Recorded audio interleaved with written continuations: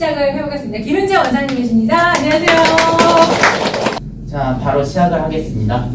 처음에 이런 질문을 많이 하더라고요. 예비고일 무엇이 달라질까라는 질문을 많이 하더라고요. 마치 9등급제에서 5등급제 변화? 이 등급의 변화로 인해서 대입이 방향이 매우 바뀔 거라고 오해를 하시는 것 같아요. 일단 그 오해를 먼저 해소해 드리고 하는데, 방금 처음에도 말씀드렸지만 저는 100% 실전형입니다. 바로 대학을 어떻게 원서를 넣고 대학을 어떻게 합격시키는지부터 말씀드립니다. 거꾸로 말씀드려요. 그 다음에 대학을 이렇게 가는구나 하고 그 다음에 생계를 어떻게 챙겨야 되는지 전 실전형을 말씀드립니다. 그래서 말씀드리고 싶은 거는 무엇을 준비해야 할까? 우리 아이를 위해서 내가 무엇을 준비해야 될까? 과연 설명회 다니면서 자료도 무수히 쌓아놓고 거기다 형광펜을 칠한다고 이게 도움이 되는 것이었을까? 아니죠. 전문가가 되셔야죠. 자, 아마 이 표를 수도 없이 봤을 거예요. 이거 두 개만 표시해 주시겠어요? 지금까지는 1, 2등급까지 11%고 이제 변경되면 10%로 되고 2등급 3, 4%래요. 이것만 적으시거나 이것만 확인하셔도 많은 게 확인이 되실 거라고 생각합니다. 자, 아이들이 되게 바빠질 거라고 전부 다 얘기를 해요. 생기부 관리돼야 되고 내신도 해야 되고 면접도 챙기고 수능도 공부해야 되고 지금도 그러고 있어요. 자, 그러면 이전까지 역사, 현재까지 역사를 보도록 할게요. 기존에는 이거 어떻게 없애죠? 제가 하겠습니다. 네. 기존에는 수시 전형에서 일반고는 교과 전형이랑은 정량 평가예요.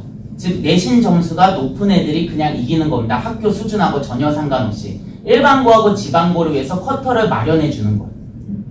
따라서 이 학생이 성실성이 뛰어나지만 하지만 수학, 과학에 대단히 뛰어난 능력이 있는 것 같진 않지만 성실성이 뛰어난 보통 일반고를 보냈어요.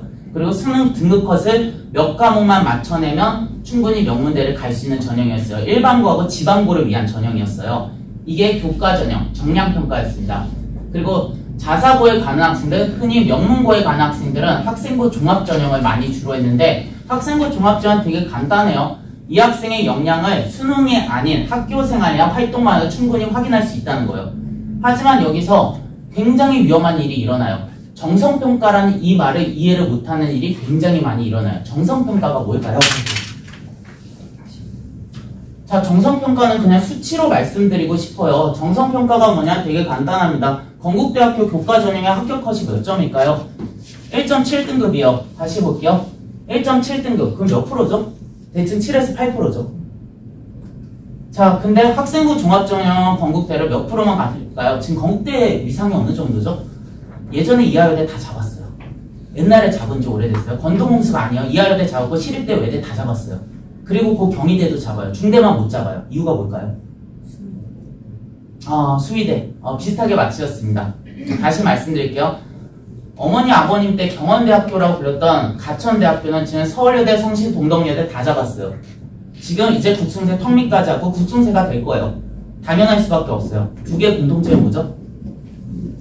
그쵸? 자대병원이잖아요. 이제 한국에 있는 대학은 자대병원이 있냐 없냐로 갈리고 있어요.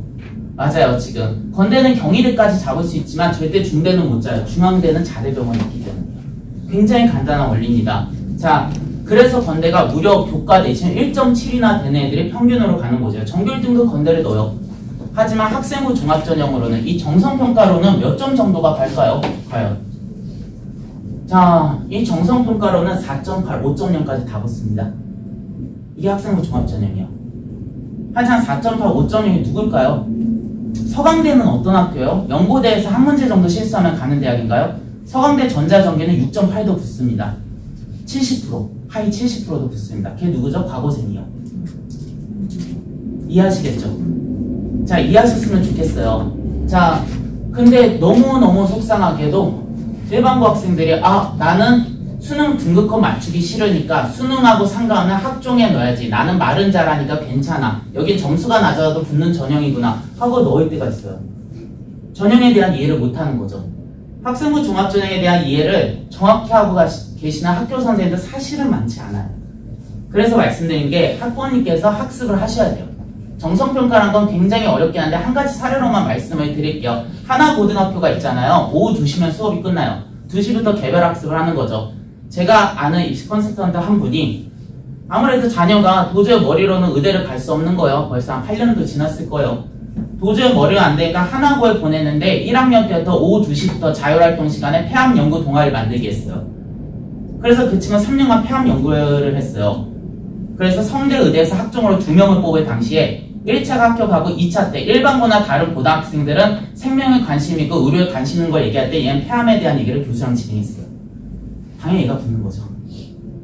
학생부 종합전형 이해를 하시면 좋겠어요. 근데 계속 보셔야 돼요. 근데 어떤 현상이 일어나냐면 바로 수시 전형에서 일반고 교과 전형에 학교장 추천이라는 굉장히 달콤한 거 열어줬어요. 3, 4년 정도 됐는데 이 달콤한 게 뭐냐면 일반고하고 지방고도 되게 명문고나 의대, 약대, 심지어 치대, 한의대 다 갈 수 있는 걸 열어줬어요. 뭐냐면 인원 제한으로 학교장 추천이라는 걸 열어줘요. 서울대, 연구대를 몇 명까지 학교당, 예를 들어서 성균관대, 서강대 학교당 10명 정도 추천을 해서 정규권 애들 원서 넣게 해라. 그러면 거기 애들 중에서 수능 등급 컷을 맞춘 애들에게 우리 대학에 들어올 수 있게 해주겠다. 굉장히 달콤한 거예요. 즉 수능으로는 절대 이길 수 없는 애들이 수시로 일반고에 갔다는 이유로 지방고에 갔다는 이유로 의대, 약대를 갈 수 있는 방법이 생겼던 거예요. 참고로 의대, 약대는 지금 어떤 상황이냐면 제가 서울연고대를 제자들을 보내봤자 저는 알고 있어요. 서울연고대 보내봤자 대부분이 3, 4월에 전화 와요. 전화 와서 이런 얘기를 해요. 원장님 정말 노력해 주셨는데요. 정말 죄송해서 전화드렸습니다. 이미 알고 있어요.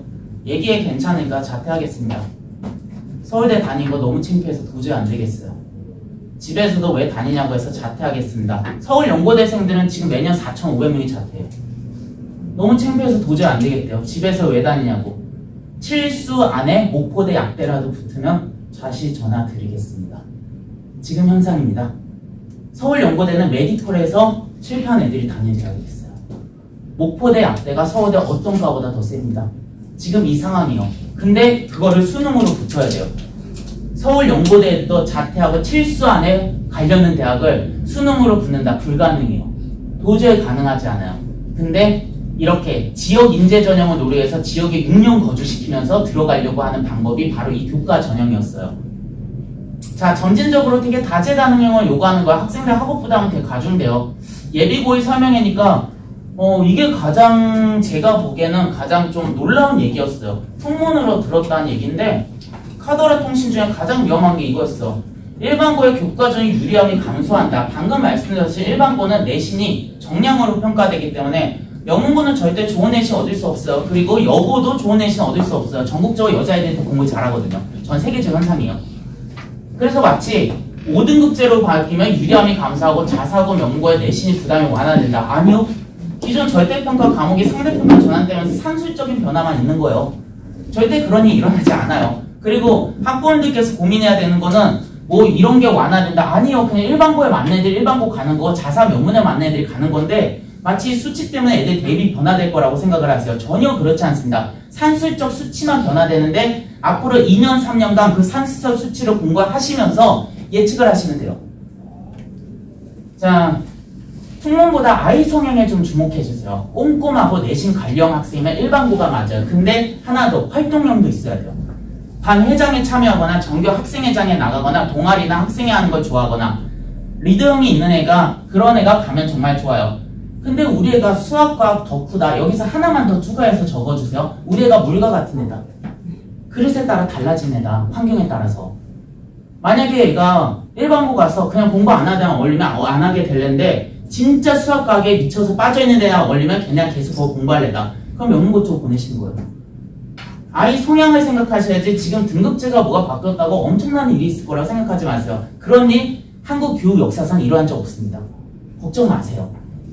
아주 못하거나 성의 없어 보이는 과목은 없어야 됩니다. 이 얘기는 꼭 말씀드리고 싶어요. 즉 5등급제가 됐기 때문에 아마 3, 4등급은 굉장히 성의가 없어 보일 거예요. 그 정도만 생각하시면 됩니다.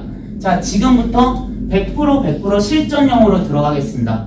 저는 거듭 말씀드리지만 유튜브나 어떤 자료를 보고 얘기한 사람이 아니라 제가 매년 고3을 70명씩 한정해서 대학을 보냈던 방식대로 얘기하는 겁니다. 그리고 대부분 입시 컨설턴트들이 95% 이상 틀리는 걸 말씀드릴 거고 대부분 학교 선생님들이 오해하고 그리고 학부모님들 잘못 원서 넣는 방법에 대해 알려드릴게요. 바로 원서 접수 시작하겠습니다. 9월 9일에 시작해서 9월 12일 마감입니다. 지금 아이 내신을 보고 접수할 거예요. 첫 번째, 교과 전형 정량평가를 볼 겁니다. 학교당 추천을 받는 거죠. 서울연고대, 경희대, 외대, 시립대, 그리고 숙대까지는 인원 제한이 있습니다. 학교에서 공부 잘하는 애들 순서대로 받아낼 수 있어요.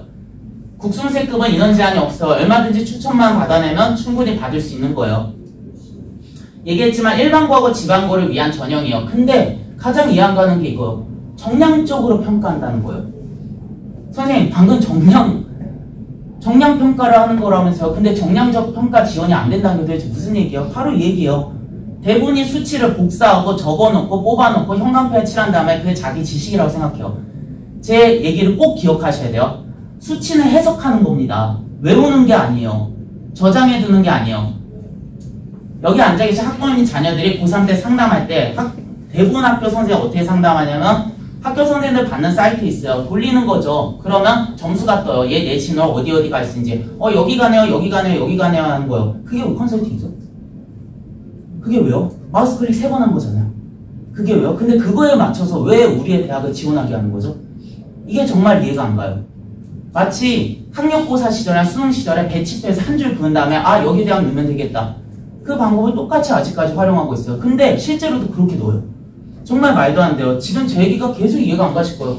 정량평가에 정량 지원을 하지 말라는 게 뭐야? 3개년 입시 결과 확인하라는 거는 수능 등급과 추가 합격 역사를 학습하셔야 돼요. 무슨 얘기일까요 도대체?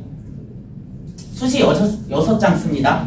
여기서 잘 기억을 해주세요. 수시 6장 씁니다. 2024년도에요. 실제 결과 있던 겁니다. 국수 0 탐구. 자, 일단은 이 책부터 잠깐 먼저 보여드릴게요. 이 책 다 사셔서 공부하셔야 돼요. 실전편으로. 매년 사셔야 돼요. 일단 바이블이에요. 매년 사셔야 돼요. 1400페이지 정도 됩니다.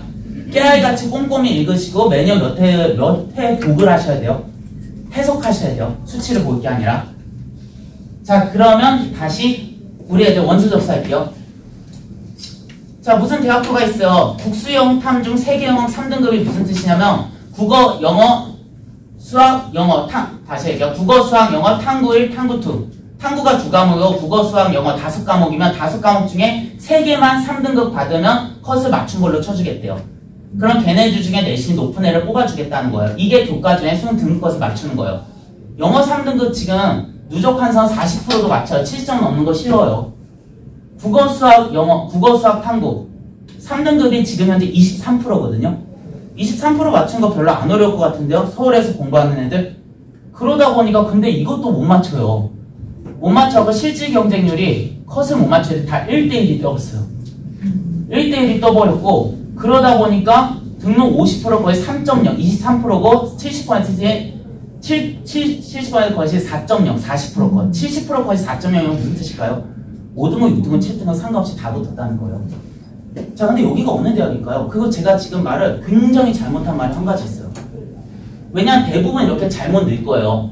왜냐면 수치를 대부분이 그냥 외우고 표시만 하고 눈으로 읽지 해석을 안 하니까요. 지금 제 얘기 하나가 굉장히 잘못됐어요. 여기 대학 어딜까요 도대체? 이런 공부 못한 애도 붙고 전부 다 컷을 못 맞춰서 다 1대1 경쟁률이 뜨는 곳. 이런 대학 어딜까요? 바로 서강대학교입니다. 자, 자녀들의 내신 6이든 7이든 상관없이 입시에 대해 알고 계셨으면 자녀를 서강대로 보내셨을 거예요.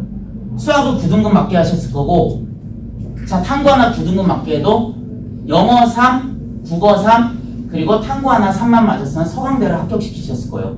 이게 어떻게 일어난 일일까요? 말씀드렸지만 저는 정말 실전형입니다. 제 말은 지금 한 가지가 틀렸어요. 수학이 문이과 통합됐잖아요. 무슨 얘기죠? 문과생이 수학 1등급 받을 비율은 몇 프로가 돼요? 문이과 수학이 통합되면 정확히 말씀드릴게요. 0.5%요. 2등급 받을 비율 3.5%요. 3등급 받을 비율 누적 환산 8.8%요. 그럼 무슨 뜻일까요? 문과생은 91.8%의 확률로 4등급 이하가 나온다는 뜻이요. 그러면 이걸 못 맞춘다는 뜻이요. 지방고하고 일반고 전형이니까. 그럼 여기서 더 재미난 얘기를 하죠. 국어는요? 문과생과 국어는 더 잘해야 되나요? 아니죠. 공부 잘하니까 이과 같잖아요. 솔직하게 얘기를 한다면. 지금 서울대 경제학과 나와도 농협 취업 어렵잖아요. 근데 국순세만 나와도 이과생은 국순세만 나와도 대기업 다 들어가잖아요. 자, 맞아요. 지금 문과가 전부 다 구멍이 나버렸어요. 여기로 가서 그거 아세요? 지금 서강대 경영경제에 지원하는 그 정시 애들의 78%가 경영경제에 지원한 78%가 다 이과생이에요. 경영경제 왜 지원해요? 1학년 때 교양됐다가 2학년 때 전까지 다 옮기려는 거예요. 그 방법을 너무 많이 쓰고 있으니까 지금 그래서 서울대가 무전공, 지금 자유전공은 올해부터 확대한 거예요. 그래서 모든 대학에 내려온 거고. 자, 볼게요. 여기는 어디예요? 국어, 수학, 영어, 탐구 둘. 3합 7이래요. 너무 쉬운 것 같은데요. 어떻게 말씀드려야 되냐면 영어 하나 1등급 받아요. 이게 옳은 영어에서 정말 올바르게 공부 잘해서 1등급 받고 탐구 하나 1등급 받는 거예요. 그 다음에 국어, 수학 중에 아무거나 5등급 받으면 돼요. 그러면 여기 컷 맞추나 봐요. 교육학과 경쟁이 6.6대 1이었어요. 등록 50%가 7%가 안 적어져 있어요. 빈칸으로 돼 있어요. 창피해서 공개 안 했어요. 대신 여기 대학교 입학처에서 고등학교 가서 입학처에서 설명해 줬어요. 어디일까요? 성균관대학교입니다. 내신 몇 가지 붙었을까? 4.8이요.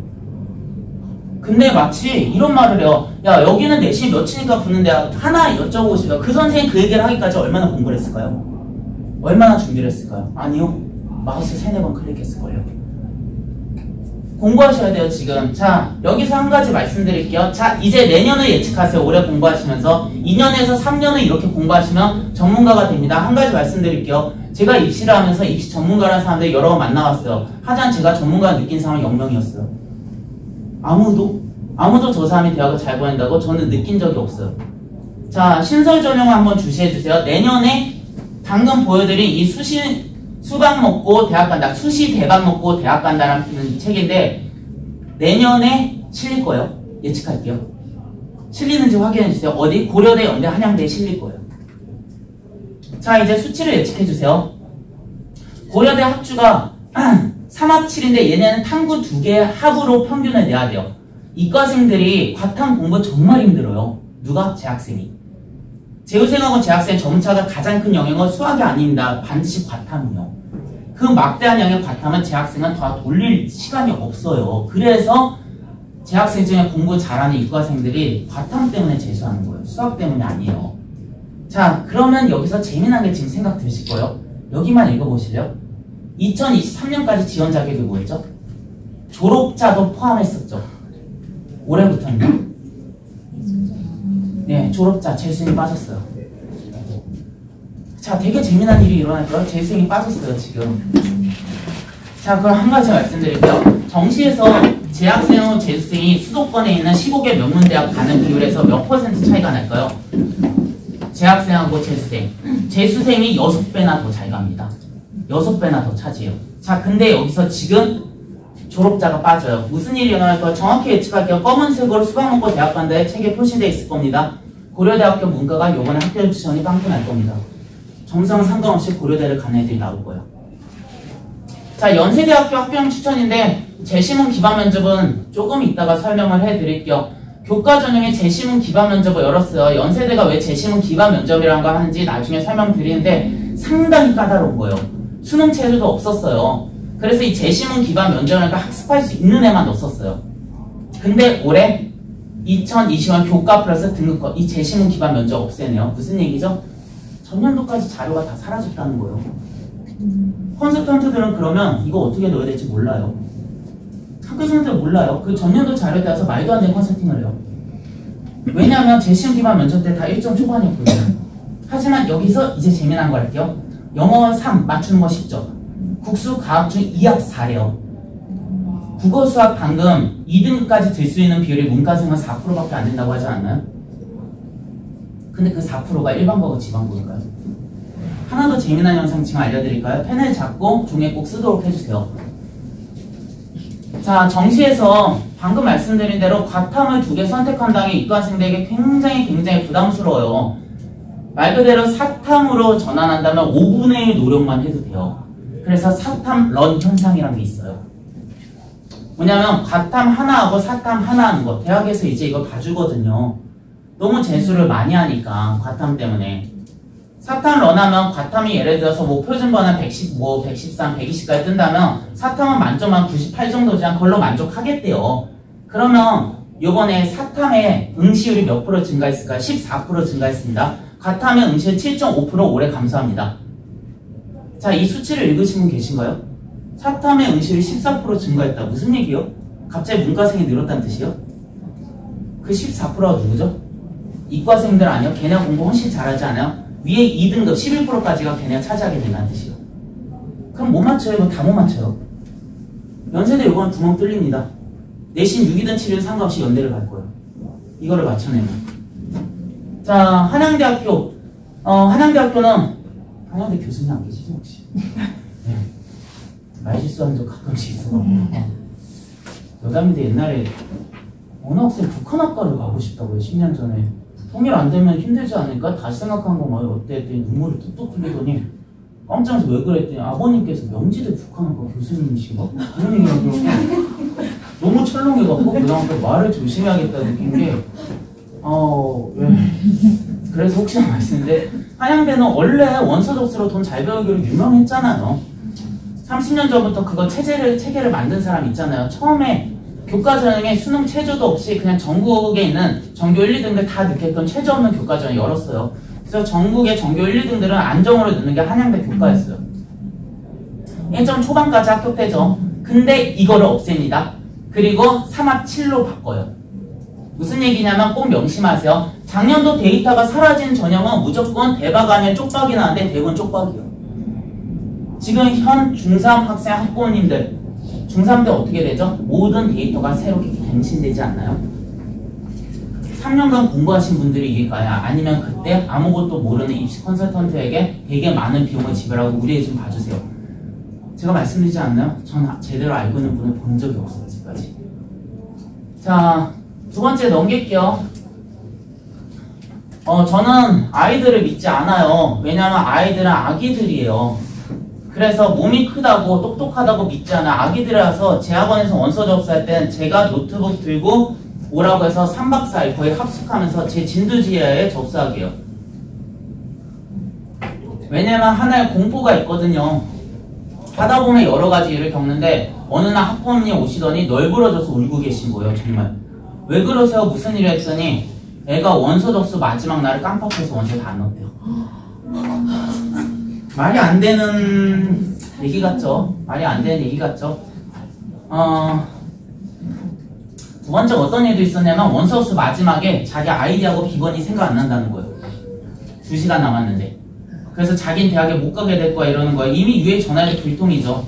알 수도 없고. 혹시 너 소문자로 친 게 아니냐? 아니요 대문자로 쳤던 거 맞아요. 소문자로 변사 쳐봐 하니까 드디어 된 거예요. 근데 그 애가 하도 울고 있으니까 한 여자애가 자기 거 원서를 빨리 넣어놓고 걔 걸 봐주고 있었는데 알고 보니 얘가 대문자 소문자 착각한 거예요. 처음에 그 천사처럼 얘기하던 여자애가 괜찮아 자기 우리 대학 갈 테니까 울지 마 하던 애가 얘 소문자 대문자 실수 때문에 자기 미리 접수했던 거 아니까 소리만 안 나지 되게 무서운 소리를 했어요. 손에 들면서. 자 말씀드릴게요. 자 두 번째 이것 좀 제발 외워주세요. 퐁당 좀 외워주세요. 이 단어를 꼭 외워주세요. 그리고 5개년까지는 꼭 공부해주세요. 3개년이 아니라 5개년까지는. 자, 제 학원에서 원서를 늦게 하고 있는데 한 학생이 학교 선생님 전화했어요. 선생님 저 거기 학교장 추천 자리 남았다면서 저 주세요. 저 제발 주세요. 야 네가 어떻게부터 여기 전교기 1등들만 넣는 것인데 너 2점 초반이잖아. 상위 13% 상위 14%죠. 제발 주세요. 저 아는 분이 붙을 수 있다고 했어요. 제발 주세요. 야 너도 그 학원 다니지? 맞아요. 대부분의 학교 선생님들이 제 지역에는 저를 알고 있어요. 제가 되게 성격이 이상한 별종으로 유명해서 너도 그 학원 다니지? 절대 못 붙어. 애가 눈물을 흘리면서 제발 달라고 30분 쪼르는 거예요. 절대 못 붙는데 너 주는 거야? 절대 못 붙어. 근데 그 선생님이 절대 못 붙어라는 얘기를 하기까지 그 학생한테 말하기까지 얼마나 공부를 했을까요? 제가 궁금한 건 이거예요. 마우스 4번 클릭했을 거예요. 자, 그 절대 못 붙어 그 학생 최초합했고 추가 합격도 아니고 최초합했고 제 학원에서 알바 잘하고 있습니다. 대학은 성균관대학교입니다. 2점 초반 맞아요. 전교 1등도 다 넣는 거지만 저는 붙을 거라고 확신했어요. 왜냐하면 확신을 못한 그 학교 선생님 마우스 4번 클릭했고 전 5번 클릭했거든요. 대학교 입학적, 입학 도우미, 전년도 자료실 이거저거 보다가 3합 6이었을 때 못 맞춘 비율이 고대하고 성대에서 이 비율을 공개했어요. 9.7%라고. 다시 말씀드려요. 합격 3합 6을 맞춘 비율이 9.7%라고. 9.7%란 게 무슨 얘기요? 100명 중에 90명은 못 맞춘다는 거예요. 든 것을. 3합 6이면. 3합 7로 바뀌어봤자 15에서 16%로 바뀔 거라고 생각했어요. 그러면 경쟁률이 7대1이 넘는지 않은 이상은 무조건 추가 합격까지 볼 거라고 생각했는데 추가 합격은 최초 합격을 했어요. 2점 초반이라도 성명만대를 보낼 수 있었던 거죠. 학교에서는 어디 추천했으면 북숭세하고 상향으로 홍대를 쓰라고 했어요. 상향으로 홍대 썼어야 됐나요? 자, 그래서 말씀입니다. 수치는 절대 읽는 게 아니에요. 외우는 게 아니라 해석을 하셔야 됩니다. 자, 잘못된 방법부터 볼게요. 애들이 전년도만 봐요. 왜냐면 AI로 누르면 전년도께 뜨거든요. 6.4의 경쟁률이었어요. 수시는 6장입니다. 교과 전형은 붙을 애들이 넣어요. 그래서 몇 개 붙으면 몇 개 합해서 추가 합격에 한 바퀴 내지 두 바퀴 돌아요. 2합 7이었지만 그것도 못 맞춰 실질 경쟁률은 3대1 정도가 돼요. 추가 합격까지 들으면 실질률 1.5대1이었어요. 그래서 삼육대학교 인서 끝자락 사회복지가 5.16까지 붙었어요. 5.16. 그러니까 60% 70%까지 다 붙은 거예요. 평균이 이러니까. 자, 전년도에 너무 셌기 때문에 안 넣은 건데 이거 보고 다음에 경쟁률 어떻게 했죠? 63대1이에요. 상견례를 안 보니까요. 전년도만 보고, 왜냐면 그 표를 뽑은 다음에 이래요. 어머 여기 삼육대 사법은 이렇게 약해요. 특별히 약한 학과인가 봐요. 요즘 그런 거 없어요. 학교 간판 보고 가는 거지. 여긴 약하니까 여긴 5점이 평가에 6점대도 넣어도 돼요. 그 생각으로 다 넣는 거예요. 한 장은 그렇게 낭비하는 거죠. 5개념만 공부했으면 됐던 건데. 자, 이제 경쟁률만 봐야 되는 거 아닌 거 말씀드릴게요. 가톨릭 의생명공학입니다. 당연히 가톨릭 병원에 TO를 주니까 굉장히 세죠. 경쟁률만 보시지 마시라고. 등록 최저가 몇이었죠? 1.94예요. 물론 가톨릭은 내신 조금 다르게 환산합니다. 1.93면 몇 프로죠? 상위 10% 안에 드는 거예요. 근데 이 점수면 정말 경외시도 가고 중대까지도 가능한 점수예요. 물론 가톨릭을 비하하는 게 아니라 의생명공학에 좋긴 하지만 너무 높은 점수예요. 그럼 1.94를 보고 입시는 심리입니다. 늘까요, 애들이? 안 늦죠. 경쟁률 차이는 얼마 안 난 것 같죠? 이 5대1이 무엇을 의미할까요? 마지막까지 애들이 눈여겨보다 경쟁률이 2대1도 안 되니까 마지막에 급하게 허수로 는 거예요. 그러다 보니까 3.94, 40%까지 붙은 거예요. 10%가 붙은 대학을 40%가 간 거예요. 어떻게 그렇게 확신하냐고요? 이거 제가 보는 거예요. 제가 보는 거예요. 학교 선생님 말도 안 된다고 이렇게 센데 외운다고 했지만 저는 예상이 됐어요. 걔는 수능도 못했어요. 2합 7이었어요. 2합 7이란 거 영어 하나 3 받으면 아무나 4 받으면 되고 영어 하나 1 받으면 아무나 6등급 받으면 되는 거였어요. 저는 확신이 들었어요. 이게 붙을 수 있을 거라고. 자, 한 가지 더 말씀을 드릴게요. 면접에서 가장 많이 쓰는 책인 마이클 샌델의 정의란 무엇인가의 관점에서 말씀을 드릴게요. 가장 이해가 안 가는 어른들의 자세, 그리고 선생들의 자세 중 가장 이해가 안 가는 게 뭐냐면 공부 잘하는 애들에게 예의를 더 갖추고 그렇지 않은 애들에게 좀 더 엄하게 대해도 된다고 생각하는 자세예요. 그건 샌델에서 관점에서 보면 옳음이 아니에요. 자기가 같이 공부에 재능을 가진 애를 같음을 좋아하는 것일 뿐이에요. 저는 절대 그렇게 생각하지 않아요. 교육학 어디를 봐도 학생의 현 상태를 평가하고 질책하라는 얘기는 절대 적혀있지 않아요. 메이지 유시 때 일본의 그런 시민주의식 교육에 불과해요. 따라서 가장 이해가 안 가는 말이 이거예요. 네 내신이 이런데 네 점수가 있는데 좀 더 열심히 하지 그랬어. 아니 애가 열심히 안 할 수도 있죠. 부모가 열심히 하면 되잖아요. 어른이 참된 어른이 공부하면 되잖아요. 애가 안 할 수도 있어. 놀 수도 있죠. 그게 어때서요? 우리 애가 그까지 대학이란 기관보다 훨씬 더 존중받을 자격 있고 존엄한 존재잖아요. 자, 화학공학과 2.03이었어요. 이나대 이과에서. 당연히 대기업은 무조건 가는 학과예요. 경제학 8대1 너무 세니까 어떻게 했죠? 3.7대1이 됐죠. 5등급도 붙었어요. 60%. 부모가 공부를 했으면 돼요. 5등급 애한테 너 왜 5등급이니? 네가 공부하니까 아무 전문대 나가 이런 소리 할 게 아니라 부모가 3년 공부했으면 애를 이나대 화학공학과 보냈던 거예요.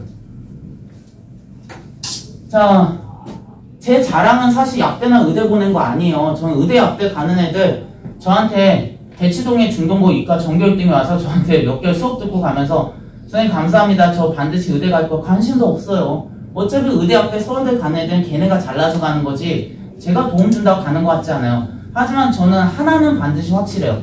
어떤 아이도 포기당해서는 안 되거든요. 근데 마침 되게 캐리고 라이징하는 어른들이 있어요. 너는 내신이 이러니까 넌 공부를 안 하니까 그냥 이렇게 하지. 말도 안 돼요. 말도 안 되는 행동이에요. 내신이 7점이 뭐죠? 거의 전교 꼴찌급이죠. 그래서 무슨 상관이에요? 공부를 하는 게 그까지 외우는 것만 공부인가요? 아니잖아요. 애들과 잘 지내고 인성을 쌓고 부모님한테 잘하고 그럼 그게 공부잖아요. 대신 우리는 이걸 질책할 게 아니라 얘를 대학을 보내는 법을 고민을 해야죠. 제가 고3을 70명까지만 한정해서 받는 이유는 단 하나입니다. 저는 매우 집착하는 성격이에요. 한 번 뭔가 시작하면 절대 놓지 않은 성격이라서 내가 대학을 보내기로 결심하면 전 그 애를 무조건 보내야 돼요. 자다가도 벌떡벌떡 일어나고 신경쇠약으로 미치려고요. 하지만 저는 수시 합격률 99%인 이유는 바로 그거예요. 저는 무슨 수단이 다 쓰더라도 무조건 애를 대학을 보내려고요. 7점이 모든 학교 선생님이 고졸로 마무리하거나 아무 전문대나 가라고 해요. 전문대 비하하는 거 아닙니다. 오해하지 않으셨으면 좋겠어요.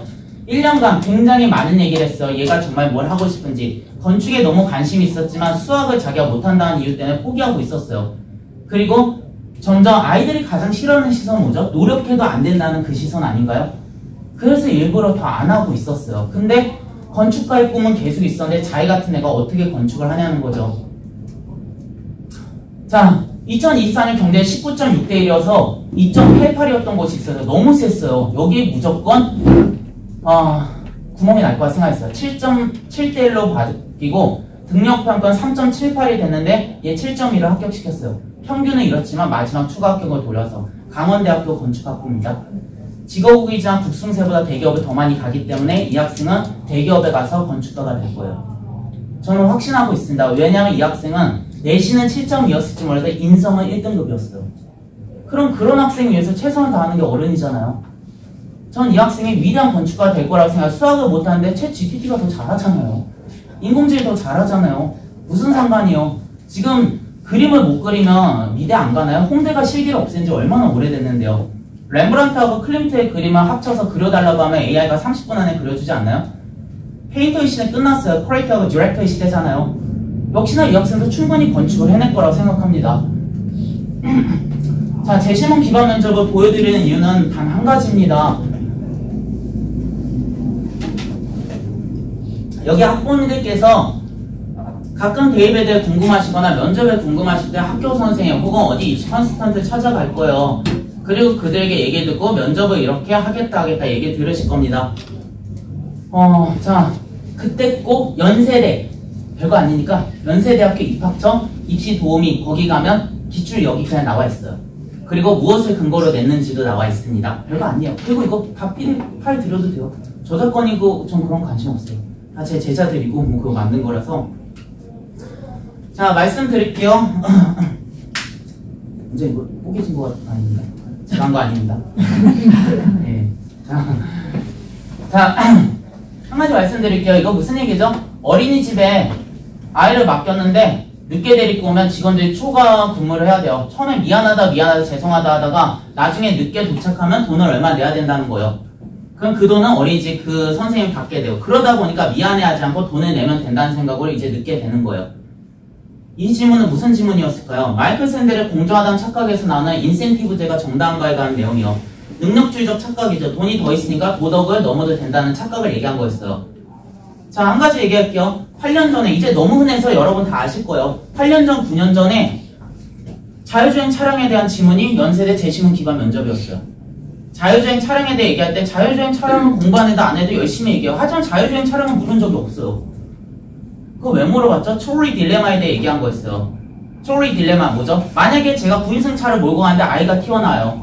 아이를 쳐야 되나요? 꺾어서 우리 9명이 다 쳐야 되나요? 바로 이거요. 벤담의 공리주의 원칙에 의해서 그냥 9명을 살리자. 하지만 목숨값을 계산하면 안 된다. 하나하나의 존엄성이 있으니까 그렇게 결정해서 안 된다. 자율주행 차량에 들어오기 위해서 윤리성이 필요하다는 걸 드러내려고 했던 거예요. 이거는 지금 연세대 본교가 아니라 미래캠, 원주캠에 들어간 애들도 다 알고 있는 거예요. 왜냐면 되게 간단해요. 마이클 샌델은 하버드의 최연소로 대학 교수가 된 사람이죠. 연세대 노천국장에 굉장히 자주 왔어요. 애들하고 많은 대화를 했고 그 대화를 기반으로 연세대가 제시문 기반 면접을 만들었어요. 서울대하고 고대하고 올해 중대까지 확대됐습니다. 자, 따라서 연세대 제시문 기반 면접 이해하시면 되게 간단해요. 마이클 샌델은 모든 책을 다 사세요. 정의란 무엇인가, 공정하다는 착각, 돈으로 살 수 없는 것들, 그리고 완벽에 대한 반론, 뭐 이것저것 다 사세요. 근데 어차피 한 권의 책만 읽어도 분석을 해도 이 철학자의 생각을 이해하실 거예요. 저는 애들에게 다 가르칩니다. 제가 직접 다 가르쳐요. 그리고 과학 빼고는 웬만한 대학 1학년 개론서까지도 제가 가르쳐요.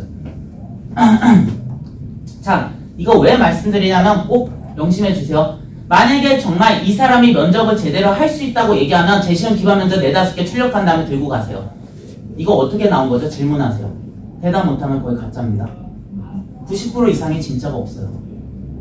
저한테 전화요. 가끔 원장님들이 뭐라고 전화 오냐면 자소서가 있었을 때, 지금 자소서는 폐지됐죠. 어디 업체에서, 강남 어디 업체에서, 잠실 어디 업체에서 자소서하고 면접에 이제 1,500만 원을 내면 이렇게 뭘 해준다고 얘기한대요. 그리고 뭐뭐를 어떻게 한다고 얘기한대요. 보니까 하나도 모르시는 분이야. 아예 몰라요. 남 놓고 기억자도 몰라요. 하지만 1,500만 원씩 되게 화려하게 홍보하고 뭘 만들고 하는데 1,500만 원씩 100명만 모집하면 15억이요. 2년 했다가 30억 받고 그냥 폐업하면 돼요. 떴다가요. 굉장히 많아요. 사교육이 이런 곳이에요. 굉장히 위험해요.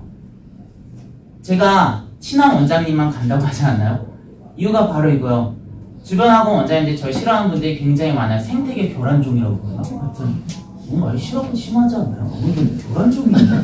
사람한테. 잠깐만. 자, 하여튼 꼭 재심기업 면접 확인 좀 해주세요. 이 책 꼭 사셔야 됩니다. 근데 이거 그 기본편 사시면 안 돼요. 실전편 사셔야 돼요. 매년 사셔야 돼요. 1,400페이지밖에 안 됩니다. 깨알같이 공부해 주시고 모든 수치 보시고 상개념 공부하시고 이렇게 모이셔서 토론해 주세요. 그리고 이번 9월 9일에서 10일까지 모의 원서 접수해 보세요. 이렇게 했으면 내가 돌려서 애를 붙였구나. 이거 2년 3년만 하시면 다 보이실 거예요. 입시 전문가 되실 겁니다. 교과 학종은 많이 결합하고 있어요. 수능은 수시 전형 초기에는 교과는 그냥 내신만 잘 받고 수능 등급 맞추면 됐고, 학생부 종합전형 생기부를 잘 챙겨서 명문고가 매우 유리한데 면접을 잘 준비하면 되는데, 여기서 면접을 한 가지로 말씀드릴게요. 일반고애들 면접에 대해 굉장히 오해를 해요. 저는 말을 잘해요. 저는 뭘 했거든요. 반회장도 했고 농구부 주장도 했거든요. 면접은 서울대가 10년간 바칼로레아식의 학습을 준비해서 들여온 거예요. 지금 무슨 얘기냐면 그냥 주입식 교육이 아니라 말 그대로 정말 도서를 통해서 진짜 현실을 이해할 수 있는 학생을 뽑으려고, 참된 지식을 갖고 있는 학생을 뽑으려고 만든 거기 때문에 한 과목 이상의 노력이 필요해요. 많은 도서가 있어야 되고 많은 정보가 있어야 돼요. 그래서 면접을 준비하게 하시려면 이거는 상당히 많은 경험이 있는 전문가나 아니면 직접 전문가가 돼주셔야 돼요. 이게 점점 개선되고 있어요. 교과전에도 점진적으로 생기부를 반영해요. 학생부 종합전에도 올해부터 수능 등컷이 반영이 확대될 거다, 좀 더 확대될 거다 하는데 전 그렇게 생각하지 않아요. 서울대는 원래 수능을 없앨 생각이었어요. 서울대 수시 학생부 종합전에 수능 등컷이 있었던 적이 없어요. 서울대는 수능을 없애고 진짜 교육을 가려고 했던 거예요. 한 대학만 이해하시면 돼요. 제가 TV를 성인 주의력 결핍장애가 있어서 제가 TV를 잘 안 봐서 그런데 타일러라는 그 조그만 외국인 맞나요? 그 친구가 나온 대학은 시카고 대학 아닌가요? 이거 하나만 얘기 들으시면 학생부 종합전형을 이해합니다. 시카고 대학은 이문도 없는 지방대였어요. 시카고 지방이잖아요. 사실 깽단대 많고. 시카고 출신 안 계시죠? 조심해야 됩니다. 지금. 네, 시카고 못 가봤습니다. 네. 시카고 대학에 100년 전에 31살짜리 총장이 취임했어요. 근데 너무 어리니까 이상한 얘기를 하는 거예요. 그 말도 안 되는 지방대 무슨 얘기를 했냐면 여기 졸업생들은 메카닉이든 누구든 상관없이 앞으로 200권의 인문학 책을 읽고 그거를 교수랑 대화를 할 수 있는 졸업시키겠다. 메카닉한테 왜요? 왜요? 엔지니어한테 왜요? 그 뒤로 노벨상 수상자 전세계 1위 대학입니다. 이제 얘기했죠. 진짜 지식. 도서를 통해 진짜 지식을 갖고 있는 학생을 만들려는 전형이었어요.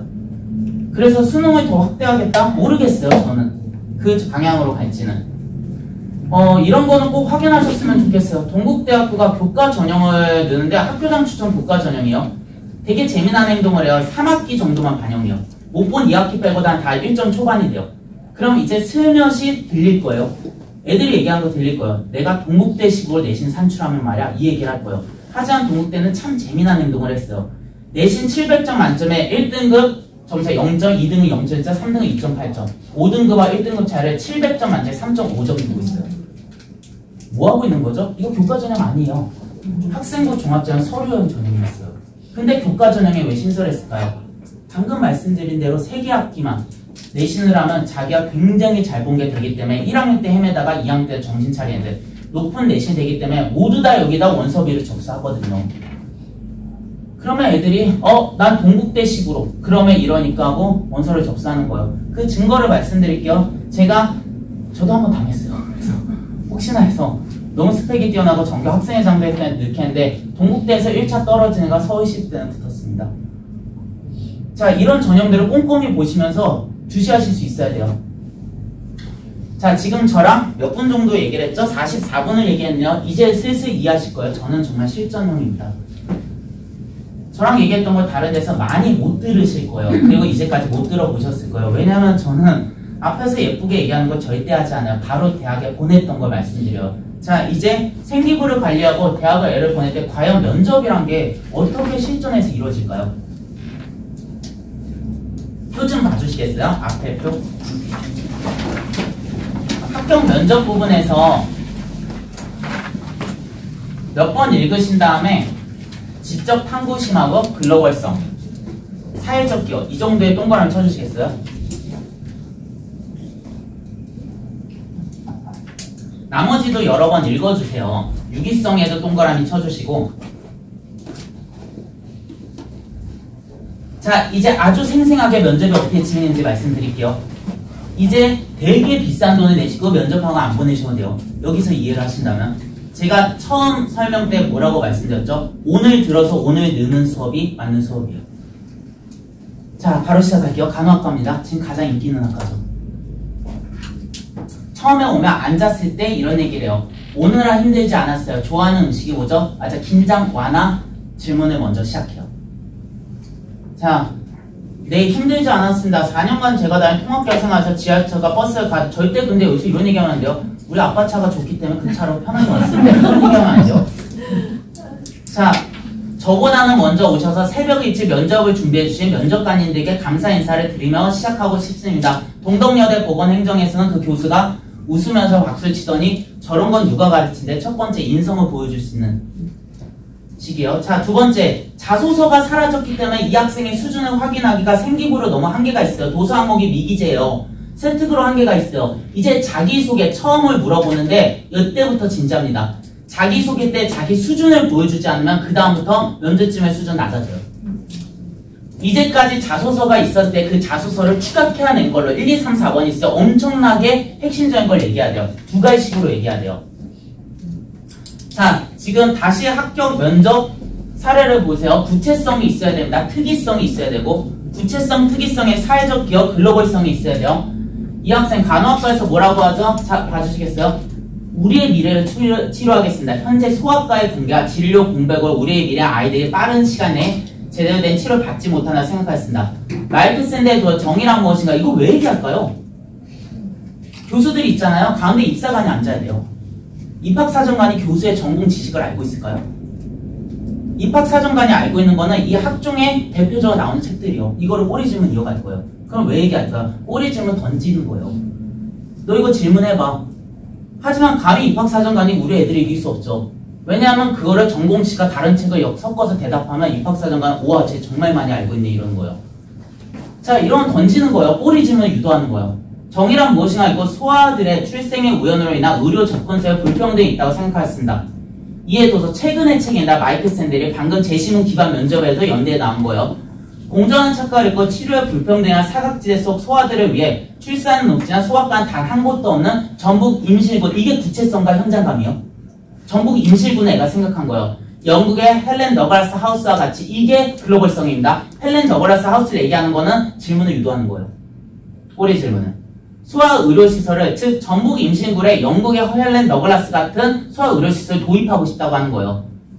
그들이 언제 치료받을 수 있는 기회평등을 제거하고 이를 넘어서 우리의 미래 건강 조건의 평등을 만들고 우리의 미래를 치료한 간호사가 되겠습니다. 자, 아주 가벼운 거예요. 이거 잘 쓴 거 아니에요. 나중에 수정하면서 더 했는데 제가 애들에게 마지막에 받지 않았어요. 누군가 애들 거를 베껴서 그거를 똑같이 할까봐 마지막 걸 받지 않았어요. 눈으로 확인하게 했어요. 자, 이 질문을, 맞아요. 면접은 굉장히 캐주얼하게 질문이 들어가요. 뭔가 어려운 걸 얘기하는 거 아니에요. 하지만 이 말은 꼭 적어두세요. 질문은 캐주얼하지만 대답은 굉장히 아카데믹해야 돼요. 굉장히 학구적으로 대답하려고 해야 돼요. 한 가지 사례를 말씀드릴게요. 이거 어디 대학교에서 질문할까요? 교복은 왜 입는다고 생각하세요? 어느 대학교 수준일까요? 서울연고대 수준이요. 가장 어려웠던 질문이 뭐였을까요? BTS는 군대 가야 될까요? 그거 너무 어려운 질문이요. 정의란 무엇인가 해서 서두에 BTS 이름까지 적혀 있었어요. BTS는 군대에 가야 될까요? 왜 어려운 질문이었죠? 되게 어려웠어요. 일의 존엄성이 군 복무만이 존엄성이 있는 건가? 농업은, 어업은? 그거는 군 복무보다 존엄성이 낮기 때문에 BTS가 외화를 벌어오는 것보다 군 복무만이 신성함이란 일의 존엄성이 있기 때문에 무조건 해야 되는 것인가? 만약에 BTS가 어느 가난하고 굉장히 힘든 애에게 1년 반 군대에 가는 대신 30억을 준다면 걔는 1년 반 내에 30억으로 가족의 생계에 다 꾸리고 집도 살 수 있었을 텐데, 하지만 그래서도 안 되는 군 복무의 일의 존엄성은 무엇인가? 다른 일을 능가하는 대한민국에만 존재하는 군 복무의 존엄성은 무엇인가? 이 질문을 한 거예요. 굉장히 캐주얼합니다. 다시 말씀드릴게요. 교복은 왜 입는 거죠? 이제 너무 많이 다 알고 있는 거예요. 서울대 대출도서 1, 2, 3, 4, 5위를 매번 확인해 주세요. 유발 하라리의 사피엔스하고 호모데우스는 제레드 다이아몬드의 총균세를 읽고 그 책을 보고 영감을 받아서 만든 거잖아요. 총균세가 계속 서울대에서 지정 과목으로 지정되면서 계속 아이들에게 가르쳐서 계속 1, 2를 차지하다가 이제 사피엔스하고 호모데우스가 1, 2를 차지하게 됐어요. 자, 교복은 왜 입습니까? 제가 사피엔스의 제국의 비전 부분을 읽었을 때 인도가 영국의 지배를 받았다는 이유로, 그것을 잔재란 이유로 영어를 없애고 철도를 없애고 사법재단 크리켓을 없앴다고 생각하지 않습니다. 책을 읽고 제가 생각한 건 지식의 시금석은 유용성이라고 생각합니다. 교복이 우리에게 인도의 영어나 철도나 사법제도 같은 유용성을 제공해준다면 저는 기꺼이 유지해도 된다고 생각합니다. 이게 정답이었어요. 말씀드린다면 굉장히 캐주얼합니다. 자, 학교생활에서 가장 힘들었던 것은 언제일까? 근데 아이들은 똑같이 캐주얼하게 대답해요. 누가 누구랑 싸웠는데요. 굉장히 힘들었고요. 합창대회를 하려는데 걔가 옥타브가 낮아서 제가 대신 소프라노도 했고요. 그래서 우리는 결국 합창대 우승해서 선생님께 칭찬을 받을 수 있었습니다. 아니에요. 얘 뭐라고 얘기하죠? 이게 두 가지씩이요. 내가 소아 환자를 간호할 자격이 있을까? 얘는 소아과 전문 간호사가 되고 싶은데 겁이 나는 거예요. 왜냐면 얘가 가장 고민했던 건 이거였어요. 소아암 환자에게 언제 너 암 환자라고 얘기해야 되지? 그 70% 이상 확률을 재발할 거라고. 과연 얘를 보고 얘가 여기 병원에 들어올 때 몇 개월간 끔찍한 항암 치료를 받아야 되는데 내가 여기서 보고 있을 수 있을까? 얘의 가장 큰 고민은 이거였어요. 간호사할 자격이 있을까? 이게 진정성입니다. 이게 구체성이요.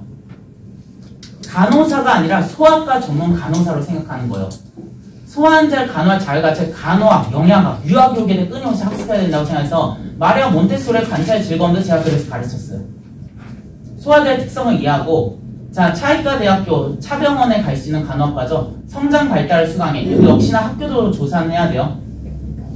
백혈병이 가장 많이 발달하는 시기 2세, 5세를 위한 유아교구도 제작해보고 싶다고. 이게 융합인재상이에요. 간호학과 학생이 유아교육도 같이 보면서 유아교구도 제작해보고 싶다고. 이 학생이 간호학과에 들어갈 때 보통 대학 면접에서 이런 말을 해요. 얘가 아리송하면 한 가지 질문을 해요. 마지막으로 하고 싶은 말이 있나요? 이거는 붙일까 말까 좀 고민됐을 때 많이 하는 얘기요. 이 학생이 뭐라고 대답했을까? 임팩트가 중요하고 두 가지씩이 중요합니다. 상투어그, 미사어가 아무 의미도 없어요. 자, 뭐라고 대답했을까요? 마지막 하고 싶은 말. 반드시 입학 전에 삭발을 하겠습니다. 그거 대학교에서 중간중간 삭발을 하겠습니다. 이 학생이요. 그렇지 않으면 소아 어린이들이 삭발하고 병원에서 자기 모습을 보면서 굉장히 공포에 떨걸. 그 모습을 공감을 못 해낼 것 같습니다. H라는 도서를 보고 퍼트리샤 무어가 할머니들의 심정을 이해하려고 허리를 꾸부정하게 하고 팔을 붕대로 묶고 안경을 뿌옇게 하고 3년간 미국을 돌아다니면서 왼손잡이형 가이나 끓는 주전자 그 저상용 버스를 26이란 나이에 모두 생각해낸 것처럼 공감을 해야지만 소아 아이들의 공포를 공감해야지만 그들을 치유할 수 있다고 생각했습니다. 제가 정기적으로 삭발을 하더라도 여학생인 제가 놀라지 않으셨으면 합니다. 얼마나 진정성이 있을까요? 자, 자신만의 색깔을 만들어내는 겁니다. 쉬는 시간 드려야 할까요? 아니면 계속해도 될까요? 네, 계속하겠습니다. 네. 지금 일찍 가야 돼서. 안 친합니다, 여기 원장님하고 사실. 자기소개해주세요. 꿈에 대해 말해서 하는데 항상 두 가지씩입니다. 행정학과인데 여기서 하나 기억해주세요. 아이들의 꿈은 바뀌나요?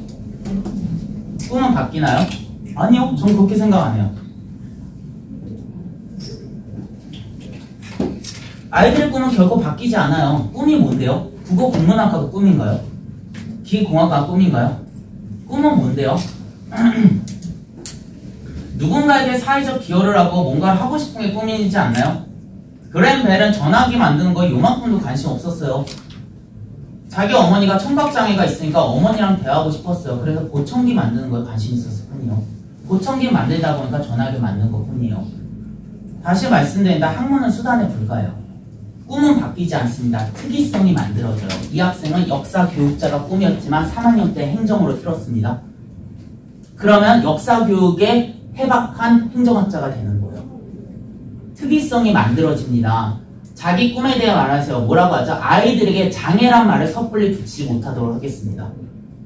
도서 정의란 것이 완벽에 대한 반론도 역시 마이크슨의 책에 있고, 교육의 자본이 개입하여 미국에서 자신의 독특한 발전이 일어나고 있는 청소년들이 사피엔스 속 상상의 산물의 ADHD라는 질병에 걸린 환자를 오해받고 있다고 생각했습니다. 주의력 결핍 장애죠. 사실 ADHD는 질병이 아니라는 책을 보면 질병이란 말을 만들어낸 부모들이 너무 겁나갖고, 그래갖고 미국에서는 약물을 엄청 주입하고 초등학교에서 약물을 먹이고 있어요. 코카인과 똑같은 2급속 중독 약물이죠. 그래서 미국이 약물 사망률이 높잖아요.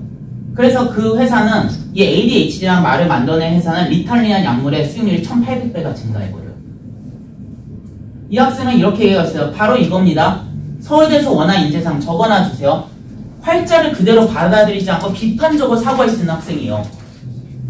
왜냐하면 서울대 정도 모든 대학의 교수들은 안기하는 학생을 원하고 다른 학생을 원하는 게 아니에요. 어떤 이론에 도대체 트루스니스 진리가 있죠? 아니잖아. 하이퍼서시 다 가설에 불과하잖아요. 어떤 한 학생이 이런 말을 했어요. 자기 자소서가 있을 때 나는 수능의 생명 몇 번이 틀렸다고 생각한다. 이거 틀렸다. 책이란 책은 다 찾아보고 그리고 외국 교수한테 메일을 보냈는데 이건 3번이 아니었다. 틀렸다. 여긴 답이 없었다. 언젠가는 이게 틀렸다는 게 나올 거다. 그거 하나를 물건을 해줬어요. 물론 지금까지 그 학생이 틀린 거예요. 하지만 서울대 생명공학에서 그 학생을 뽑아갔어요. 왜냐면 모든 게 가설이잖아요. 자, 재해석을 하려고 하는 거. ADHD 증상의 질병은 어느 역사서를 보아도 단 한 문장도 찾아볼 수 없습니다. 인류 출현 이후 몇백만 년 동안 발견되지 않던 질병이 갑자기 새로 생겨났다는 것은 역사학의 관점으로 가능하지 않다고 생각했습니다. 어떤 행정학과도 이렇게 쓰진 않아요. 현 시대 아이들과 자연과 숲속에 둘러싸여 사는 역사 속 아이들 다른 점 매체 노출이 유명한 생각에서 영유아식의 미디어에 노출에 이어 언어 발달에 미친 영향에 대한 논문을 읽고 영유아기 때 미디어에 많이 노출될수록 정서나 언어 발달 문제가 1.2배 정도 더 높게 나타난 사실이라서 이거는 너무 많은 매체가 많아서 애들이 정신이 없던 거지 절대 애들은 ADHD가 아니다. 이건 가짜 질병이다라고 얘기하고 있어요. 따라서 이 학생은 자본주의가 만들어낸 상상의 질병의 장애라는 이름을 붙여 우리 아이들의 부정적 시장을 바라본 것은 역사를 통해 사회를 바라보지 않기 때문에 생각합니다. 따라서 저는 역사를 적용한 새로운 시선을 통해 자본주의에게서 아이들을 구하고 아이들 있는 그대로 완벽한 존재한 걸 교육하며 아이들을 위한 사회를 만드는 행정학자가 되고 있습니다. 교육과 행정을 합쳐졌죠. 자신의 색깔이 나온 거예요. 이게 특이성입니다. 자, 이 학생 똑같이 질문한 거예요. 이 학생은 시각장애 아동이라는 매우 구체화를 했습니다. 반드시 기억해 주세요. 그냥 아동이 아니라 시각장애 아동에 굉장히 관심이 많아요. 자, 점점 아이의 꿈을 구체화시켜 주세요. 그리고 많은 대화를 해주세요. 어쨌든 가장 퍼펙트한 팬은 학부모님들이시잖아요. 계속 대화를 많이 하시다 보면 아, 이런 게 관심 있구나 알게 되실 거예요. 완벽에 대한 반론을 읽고 자신의 틀에 맞춰 맞춤형 아이를 설계하는 것이 아닌 모든 아이를 있는 그대로 봐야 포용력이 필요하다 생각해서 에잇을 읽고 자, 공감은 인간만이 가지고 고유한 능력을 생각해요. 공정한 착각을 읽고 시각장애인과 나는 그저 운의 차이래요. 후천석 시각장애는 90%잖아요. 그래서 이 아이들을 위한 세상을 만들고 싶다.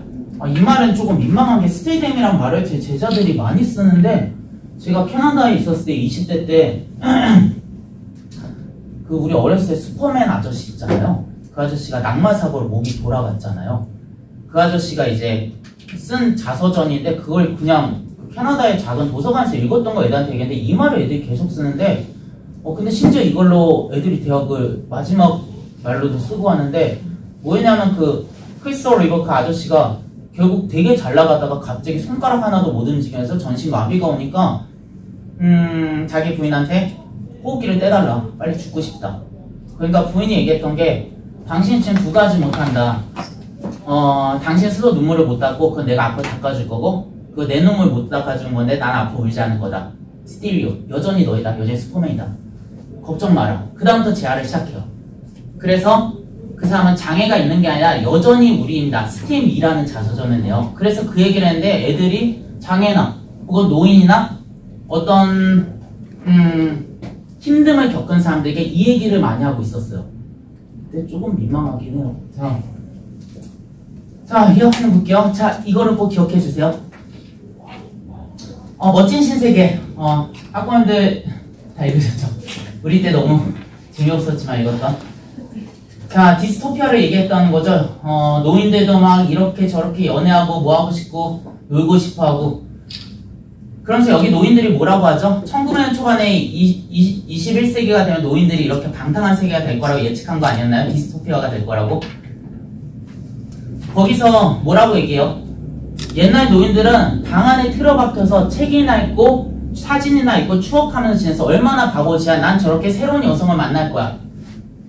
자, 난 뛰어놀 거야. 난 무엇을 할 거야. 전 근데 그걸 디스토피아로 보지 않았어요. 왜요? 노인도 평생 설레야 돼요. 여자는 평생 여자여서 평생 예쁘게 입어야 돼요. 남자는 평생 소년이니까. 전 이거 유토피아로 재해석했어요. 그래서 애들한테 이 얘기를 했고, 이 친구는 영문학의 모든 책을 철학책으로 재해석을 하게 했어요. 자, 그리고 공정한 착각의 능력주의를 얘기하면서 변신, 다들 아는 거죠? 아시는 거죠? 갑자기 괴물이 된 자기 자신. 근데 갑자기 정말 바퀴벌레 괴물이 됐을까요? 쓸모없어진 자신의 모습을 얘기하는 게 아닐까요? 이게 디자이 오사무의 인간 실격의 요조랑 같다고 생각했어요. 인간 실격에 나온 부잣집 도련님도 사실은 굉장히 힘들어하다가 자살을 했고 실제 작가도 자살했잖아요. 이상의 날개 역시 유사하다고 생각했어요. 세계 관련 없는 도서를 섞고 그거를 마르크스의 철학으로 재해석을 시켰어요. 자, 숙명여대 영어영문 숙명여대 대표하는 학과예요.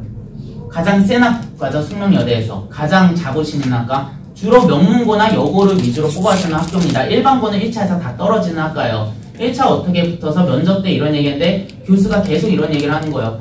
나는 그렇게 생각 안 하는데, 난 그게 디스토피아다고 생각하는데, 나는 뭐라고 생각하는데, 애가 면접 끝나고 전화 오는 거예요. 선생님 너무 못 본 것 같아요. 죄송해요 하면서 거의 온 거예요. 자, 전액 장학금, 전액 수석입니다. 교수가 애를 맞방 면접 하나요?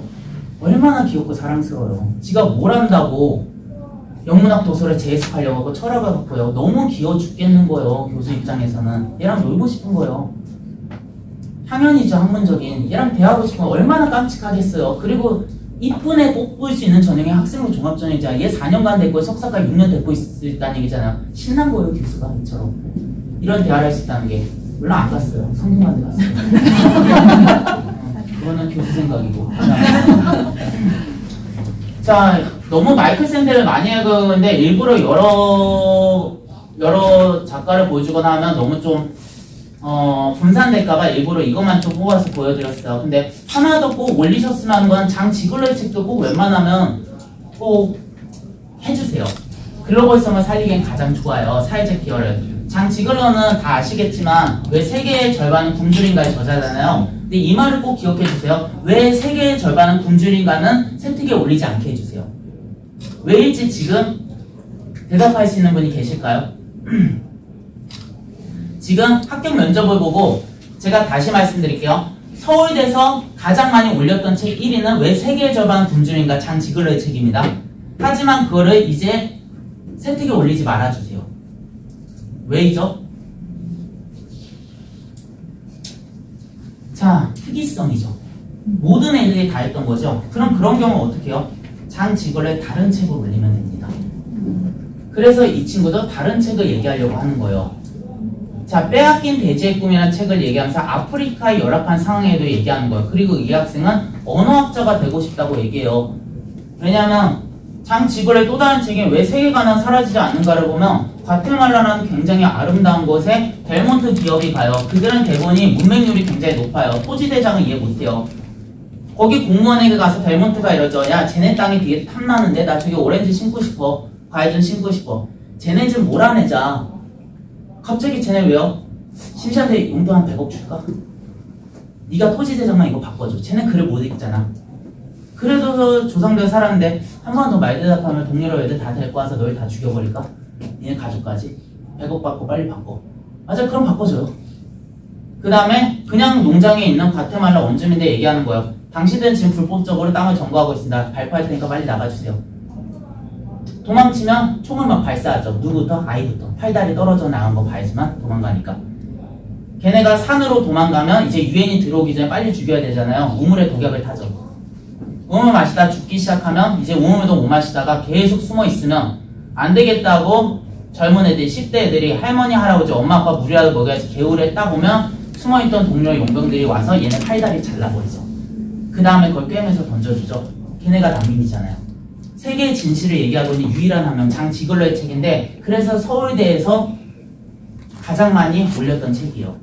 기본적으로 글로벌성, 세계에 대해 이해하려면 읽어야 되는 책입니다. 자, 그러면 여기서 가장 시사 면접 중 하나였던 걸 말씀드릴게요. 돌발 면접입니다. 시사 면접도 나와요. 지금 이제 대답을 생각해 주세요. 제주도 난민 수용 문제에 대해 어떻게 생각하나요? 3, 4년 전에 가장 화두가 됐던 질문이었어요. 뭐를 얘기했던 거죠? 이제 보이시죠? 난민에 대해 얼마나 이해하냐는 거죠. 어떤 애가 난민이었냐는 거죠.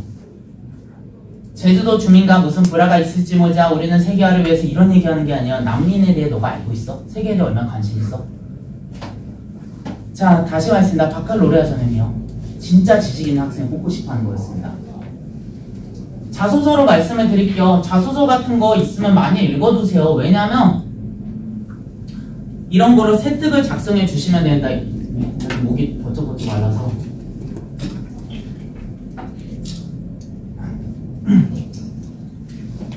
제가 원래 말을 굉장히 잘하는 사람인데 말이 자꾸 헛나오고 그러는 게 오늘 잠을 거의 못 잤거든요. 제가 아이가 이제 21개월인데 저 들었어요 지금. 뭐지 저 애송이는? 저렇게 잘난 척을 하더니 고작 21개월 된 애송이가. 예 맞아요. 잠을 거의 못 자. 얘가 4시간에 일어나갖고 지금 네 이보듯이 하겠습니다. 원래는 굉장히 말을 잘합니다. 자, 이런 학생은 어떤 학생이냐면 이해해 주세요. 아이가 되게 덕후 기질이 있는 애가 있어요. 그럼 그 덕후 기질을 밀고 가주세요. 방금 말씀드린 것처럼 얘가 되게 덕후다. 얘는 항공기 덕후였어. 어렸을 때부터 저한테 찾아온. 얘네는 아들 셋인 집인데 첫째부터 저한테 계속 보내고 계시는데 아프리카 사태 때 왜 군용수송기 사용했지? 이게 처음에 얘가 자소서 때 썼던 내용이었어요. 지금 자소서는 사라졌습니다. 세특기 이 정도만 돼요. 카불공의 활주로 상태와 FOD 위험성에 여객기 운영이 어렵고 비안정의 높은 형태가 필요한데 터보 프로 엔진 장치의 C130J는 스토어 기능이 성능이 약하고 흡기가 약해서 FOD 위험성이 적다고. C17 수송기는 어떻다고. 이거 왜 얘기할까요? 질문하라는 거예요. 항공학과, 항공우주학과 다 지원했어요. 왜냐하면 그만큼 항공 덕후였어요. 맞아요. 이렇게 덕후들이 있는 학과에 지원하고 싶으면 이런 방향으로 가도 됩니다. 그래서 가장 중요한 건 이거예요. 학생을 얼마나, 자녀를 얼마나 이해하고 많이 대화하냐는 거예요. 되게 놀라운 거는 항공우주 거의 4-5개 다 붙었고 한 군데 다른 데 붙었는데 그 한 군데를 봤어요. 5살 때부터 항공 덕후였는데 제가 과기대 MSD학과를 가게 했는데 지금 과기대를 대표하는 학과예요. 과기대가 옛날에 서울상업 때는 안 좋았을지 모르는데 지금 과기대가 되면서 이과 점수가 건대랑 거의 비슷해지고 있어요.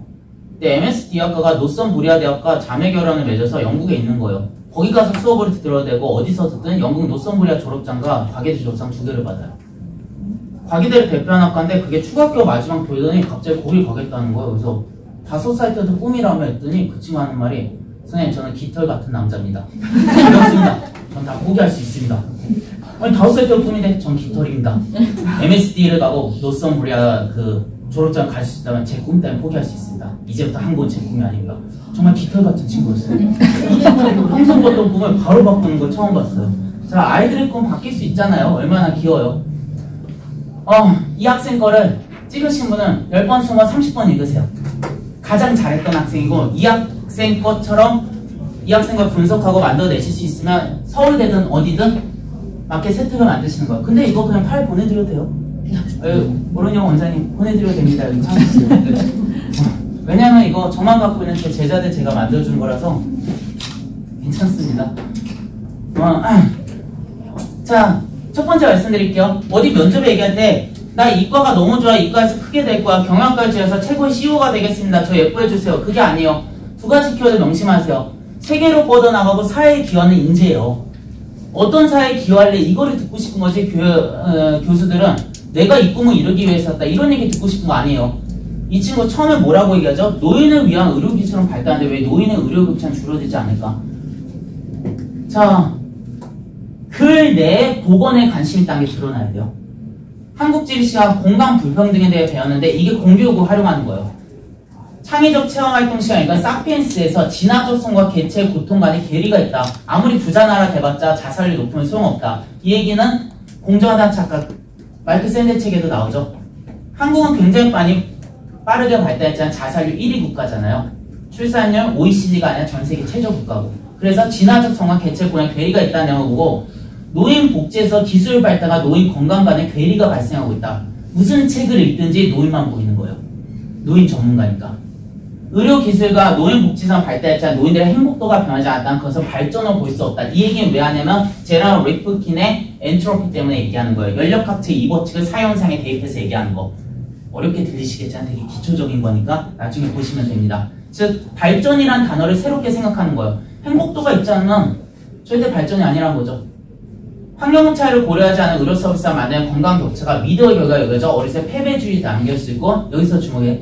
일본의 K-믹스 원격 진료 시스템은 농촌 의료 사각지에 도식이고 방문 간호자 함께 운영하고 건강 격차 줄이려고요. 총균세를 읽고 유랑연과 정정이 구분할 수 없어 먼저 노인 의료를 하나의 틀에 가두지 말고 맞춤해야 된다고 했어요. 제가 애들한테 얘기했어요. 노인은 부족이냐고. 어르신들은 부족이 아니라고. 각자 개성이 있다고. 왜 어르신은 똑같이 캐리고라이징 하냐고. 이 친구는 그래서 총균세를 읽어도 노인들이 보이는 거예요. 자, 병원 동행 돌봄 서비스가 있어야 되고 영어 시간 읽으면서 방금 말씀한 장치가 빼앗긴 돼지의 꿈을 위해서 나이지리아의 삼각주의 비극이 떠올랐대요. 나이지리아 얘기를 꺼내고 있어요. 지금 이제 일본 K-믹스의 나이지리아 얘기. 출생의 우연히 인간의 건강 권리를 결정할 수 없음을 보여 다국적 기업 이전인도와 나이지리아 사람들이 건강할 정수를 지켜지 않아서 석유 생산시설 주변에 생산된 탄화수소로 인한 화학성 폐렴 위험이 있기 때문에 유독가스 여과 장치에 대한 기업 규제가 필요하다. 맞아, 삼각주에서는 여과기 하나 없이 그냥 막 뿜어내고 있어요. 확률과 통계 우간다의 보건 의료 정책과 시스템 다 질문하라는 거예요. 우간다 조사했고 나이지리아 조사했고 일본 K-믹스 조사했으니까 다 질문하라는 거예요. 세계를 넘나드는 거예요. 우간다에 대해 전해서 캄팔라부터 농촌까지 의료를 보고 있어요. 시사영어 동아리 시간. 자, 아스타 아미노펜 오남의 위험성에 대해 얘기하고 의학용어가 글씨가 작으면 도저히 어르신들이 못 봐서 약물 오남용이 있을 거라고 생각하는 거예요. 그래서 캐나다 BCG의 파마네 시스템 도입해야 된대요. 자, 지금 글로벌이 몇 개가 나왔죠? 자, 그리고 이 학생이 자기가 보건에 관심 있다는 얘기했어요. 아니잖아요. 근데 글만 읽어도 노인 보건 의료 전문가 맞잖아요. 성적 높지 않았어요. 하지만 학종에 적합한 학생이었어요. 자, 기억해주세요. 지금 얘기하는 거를. 동덕여대 의료 경영에서 이 학생이 이런 거를 보이니까 교수님께서 마지막에 이런 질문 하셨어요. 참 자소서도 재밌고 참 준비를 잘했네요. 마지막 하나만 질문할게요. 하지만 대답 못해도 아무 상관없습니다. 무슨 얘기일까요? 너 이미 합격했어. 대신 제가 항상 애들에게 면접 준비할 때 이런 얘기를 해요. 평균이 되지 말고 외운 거를 다 얘기하려고 하지 마라. 애들은 외운 거를 얘기하고 오면 그걸 붙는지 알아요. 얼리 원이 되라. 유일한 한 명이 되라. 제일 잘해줘라. 그러면 너가 실제로 숭실에서 공개한 게 1차가 3배에서 4배수를 선발한다면 2차의 면접 역전율은 60에서 70%예요. 꼴찌로 들어가되 면접을 제일 잘하는 네가 얼리 원이라면 너를 뽑아준다. 자, 이 친구 얼리 원이었어요. 가장 잘했기 때문에 교수가 오죽했으면 대답을 못해도 상관없습니다. 이렇게 얘기해준 거예요. 이미 붙은 걸 얘기해주려. 붙으면 붙었다 얘기를 해줘요. 솔직히 슬픈 얘기가 떨어지면 떨어진 느낌 들어요. 그래서 새벽 일찍 면접 끝나고서 아침에 전화 오면 여보세요 으아 막 울면 선생님 이상해요. 괜찮을 가능성 있어요. 아니야 떨어진 거 맞아요. 떨어진 거예요. 느낌이 와요 그냥. 자, 교사 되고 싶다가 꿈을 바꿨어요. 다시 말씀입니다. 교사 되고 싶은 애가 갑자기 기계공학과 가겠대요. 아니요, 꿈 바뀌지 않았어요. 교육에 뛰어난 기계공학과 학생이요. 저는 절대 아이들이 꿈이 바뀔 거라고 생각하지 않아요. 마치 학교 선생님은 너무 진로가 크게 바뀌었으니까 학종은 넣지 말라고 했는데 아니요, 저는 그 특이성이 너무 멋졌는데요. 이 학생은 자폐아 전문가가 되라고 했어요. 언어 부족이는 자폐아들을 생각해서 정의란 무엇이냐면 구빈원 정책처럼 자폐아 아동들 같이 못 어울린대요. 자폐아 가정 치료가 안 좋대요. 도서 예민. 교육 최초의 근대 교육서죠. 하지만 장 루소는 자기에게 다 구원을 보내지 않았나요?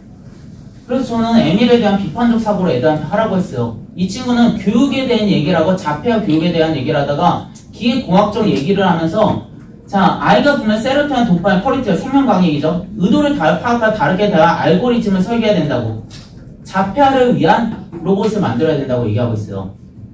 자, 이 친구 마지막으로 하고 싶은 말에서 뭐라고 대답했을까요? 마지막 하고 싶은 얘기를 해주세요. 기계공학과에서 뭐라고 대답했을까요? 원하는 말이 나오지 않고 원하지 않았던 행동이 나오는 현상. 우리는 그걸 자폐라고 부릅니다. 사피엔스를 읽고 자폐라는 단어는 상상의 산물에 불과하다고 생각했습니다. 세상에 버릴 사람은 아무도 없다는 책을 읽고 조선시대에 장애라는 단어를 붙이지 않고 그냥 그 사람이 할 수 있는 일에 맞춰서 관직을 줬다는 걸 알게 되었습니다. 자폐라는 단어는 사실상 인간이 훈련시키기에 조금 난해한 학생들이 있었던 거고 제대로 된 로봇공학자가 자폐 아동을 위한 치료 로봇을 만든다면 자폐는 감기가 될 것입니다. 감기에 걸렸던 애를 평생 감기 환자로 프레임을 씌우지 않는 것처럼 만약 제가 이 기계를 만든다면 자폐에 걸렸던 애를 평생 자폐아라고 프레임을 씌우지 않을 거라 생각합니다. 저는 이 세상에 있는 모든 아이들이 자폐란 프레임에 씌우지 않도록 자폐란 단어랑 싸우기 위해서 반드시 그런 로봇을 만들기 위해서 이 자리에 왔습니다. 당연히 최초합입니다. 자, 이제 거꾸로 돌아왔어요. 드디어 원서부터 다 했습니다. 면접까지 다 보고. 이제 거꾸로 돌아왔어요. 그럼 생기부에 뭘 넣어야 될까요? 이제 보일 거예요. 과목의 내용과 도서 연관시켜야 되겠죠. 전공 저와 최종 목표, 방금 자폐처럼, 노인처럼 구체성, 특이성, 얼리 원이 되세요. 특이성 하나로 이어져야 돼요. 사회적 기여해주시고 글로벌성 살려주세요. 지적 탐구 시 학문에 집착해주세요. 틀려도 돼요. 틀리고 옳고가 어딨어요, 애들이. 학교생활에서 발표 좀 적극적으로 참여해달라고 해주세요. 발표한 내용을 세트게 적어줍니다. 아직 고등학교 안 보내신 학부모님들 꼭 애들 발표 나가게 해주시고 어떻게 발표해야 될지 오늘 같이 좀 해주세요. 도서 그리고 도서 제발 학부모님들 2권 사서 같이 읽어주세요. 따로 읽어주세요. 최고의 도서관이 뭐냐고요? 책 읽는 부모님이잖아요. 읽어주세요 같이. 그거 조금씩 얘기해주세요. 그리고 놀아주세요 같이. 그러다 보면 면접 준비 다 되는 거예요. 면접관들이 뭐 대단하게 책 읽고 공부하는 거 아니에요. 정말 제가 봤을 때 기본적인 내용도 모르는 분들 정말 많았어요. 비밀입니다. 면접에서 비밀이에요. 정말 네 제발 네. Q&A를 개별적 받기 전에 보통 제가 다른 데 설명해 가면 왜냐면 Q&A 미리 받지 않아서 어떤 Q&A가 있는지 몇 개만 보여드리고 그 다음에 질문을 받도록 할게요. 원장님 그 30분 더 설명 지금 나오실 거죠? 40분? 네, 알겠습니다. 네. 보통 이런 얘기를 해요. 진로가 명확하지 않으면 어떡하죠? 당연하죠. 그러니까 지금 자율전공이 이렇게 많이 개설되는 거잖아요. 진로는 명확하지 않을 수 있죠. 애들은 억지 꿈을 강요받고 있어요. 자, 모든 공부는 순환입니다. 목표부터 정하세요. 누구에게 사회적 기여를 하고 싶은지, 누구에게 관심이 있는지. 다 읽을 도서부터 올려주세요. 지금 정의란 무엇인가 하나만 올렸지만 사실 마이클 샌드의 책은 다 올려주시고 장 지걸의 책도 웬만하면 다 올려주세요. 지금 총뉴스 사피엔스 그 이기정 유전자 올렸지만 이렇게 보시면 돼요. 리차드 더킨슨의 이기정 유전자가 서울대에서 옛날에는 가장 많이 학종에서 떨어뜨린 책이었어요. 지금은 너무 쉽게 느껴지지만 자, 생명공학을 다인다음으로 가장 많이 커뮤니케이팅 해놨다고 자기 스스로 얘기하는 굉장히 오만한 석학인데 매우 뛰어나신 분이죠. 이 책을 읽고 제랄 다이아몬드가 촌윤세를 지어서 플리처상을 받았어요. 이과생이 역사서를 새롭게 지었는데 균해대 생명공학으로 역사서를 새롭게 지어서 플리처상을 받았고 저도 제 아들에게 한 권의 책을 가르치라면 전 이 책을 가르쳐요.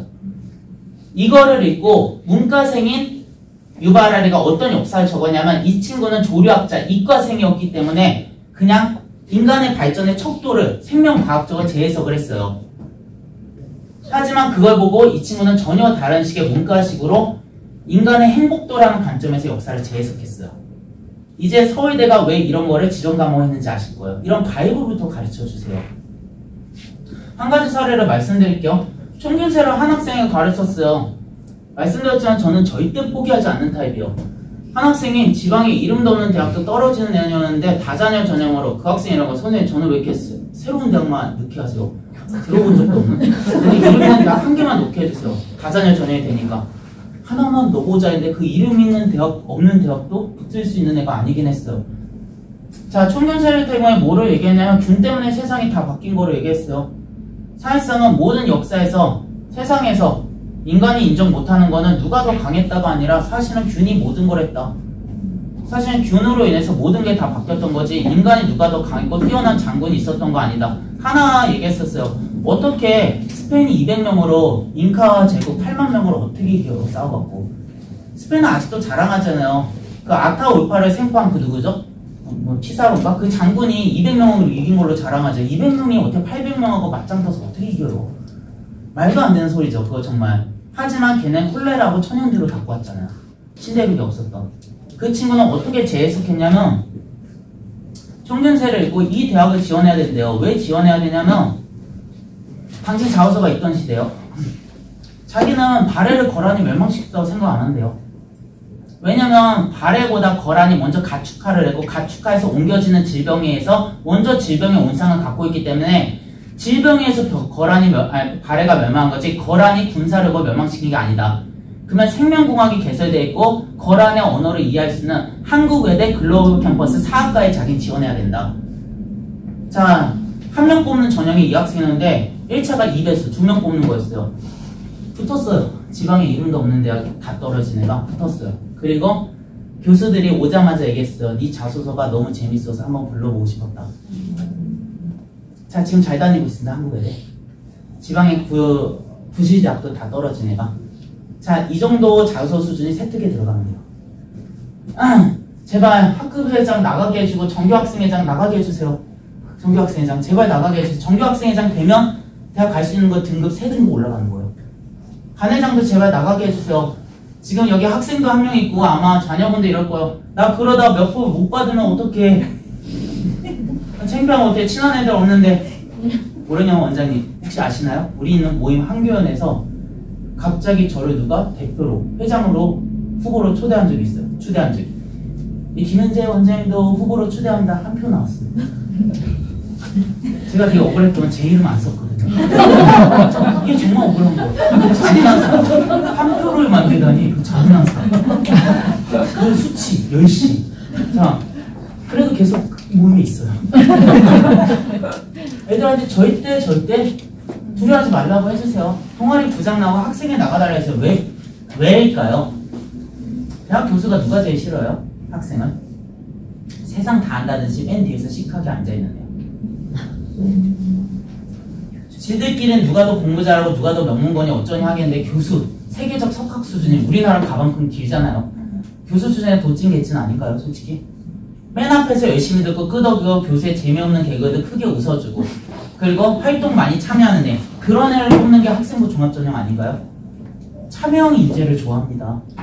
이건 당연히 점수에도 있어요. 그래서 경희대에서 학생부 종합전에서 리더십의 점수를 굉장히 많이 줘요. 자, 집중과목전 선택해 주세요. 이 학생이 수학에 약한 학생이다. 인문계열이면 수학의 비율은 15%에서 18% 반영하니까 차라리 인문계열 쪽에 집중을 시켜주세요. 근데 메디컬에 관심이다. 메디컬, 의대든 간호든 생명하고 영어 2개 공부하잖아요. 2개에 좀 집중을 해주세요. 학생이 너 이거 왜 못해? 이 못하는 거 열심히 해가 아니라 평균화 시켜주지 마세요. 잘하는 과목에 집중시켜주세요. 계열은 정했지만 학과는 정해지 못했대요. 계열 적합성은 충분해요. 진로는 안 변해요. 사회적 기여 대상과 구체화부터 하세요. 대단한 거 아닙니다. 탐구 점수는 나중에 말씀드리고 이거 좀 주의해주세요. 출결 굉장히 민감합니다. 굉장히 민감해요. 그리고 절대 아들 있는 학부모님들 아들에게 너무 솔직히 인생을 살라고 하지 말아주세요. 지각했을 때 아들들은 죄송해요 늦잠 잤어요. 차라리 지각할 것 같으면 병원 가서 2주 진단서 빼면 미인정의 표시 안 돼요. 그럼 감점 안 된단 말이에요. 너무 정직하게 인생을 살라고 하지 말아주세요.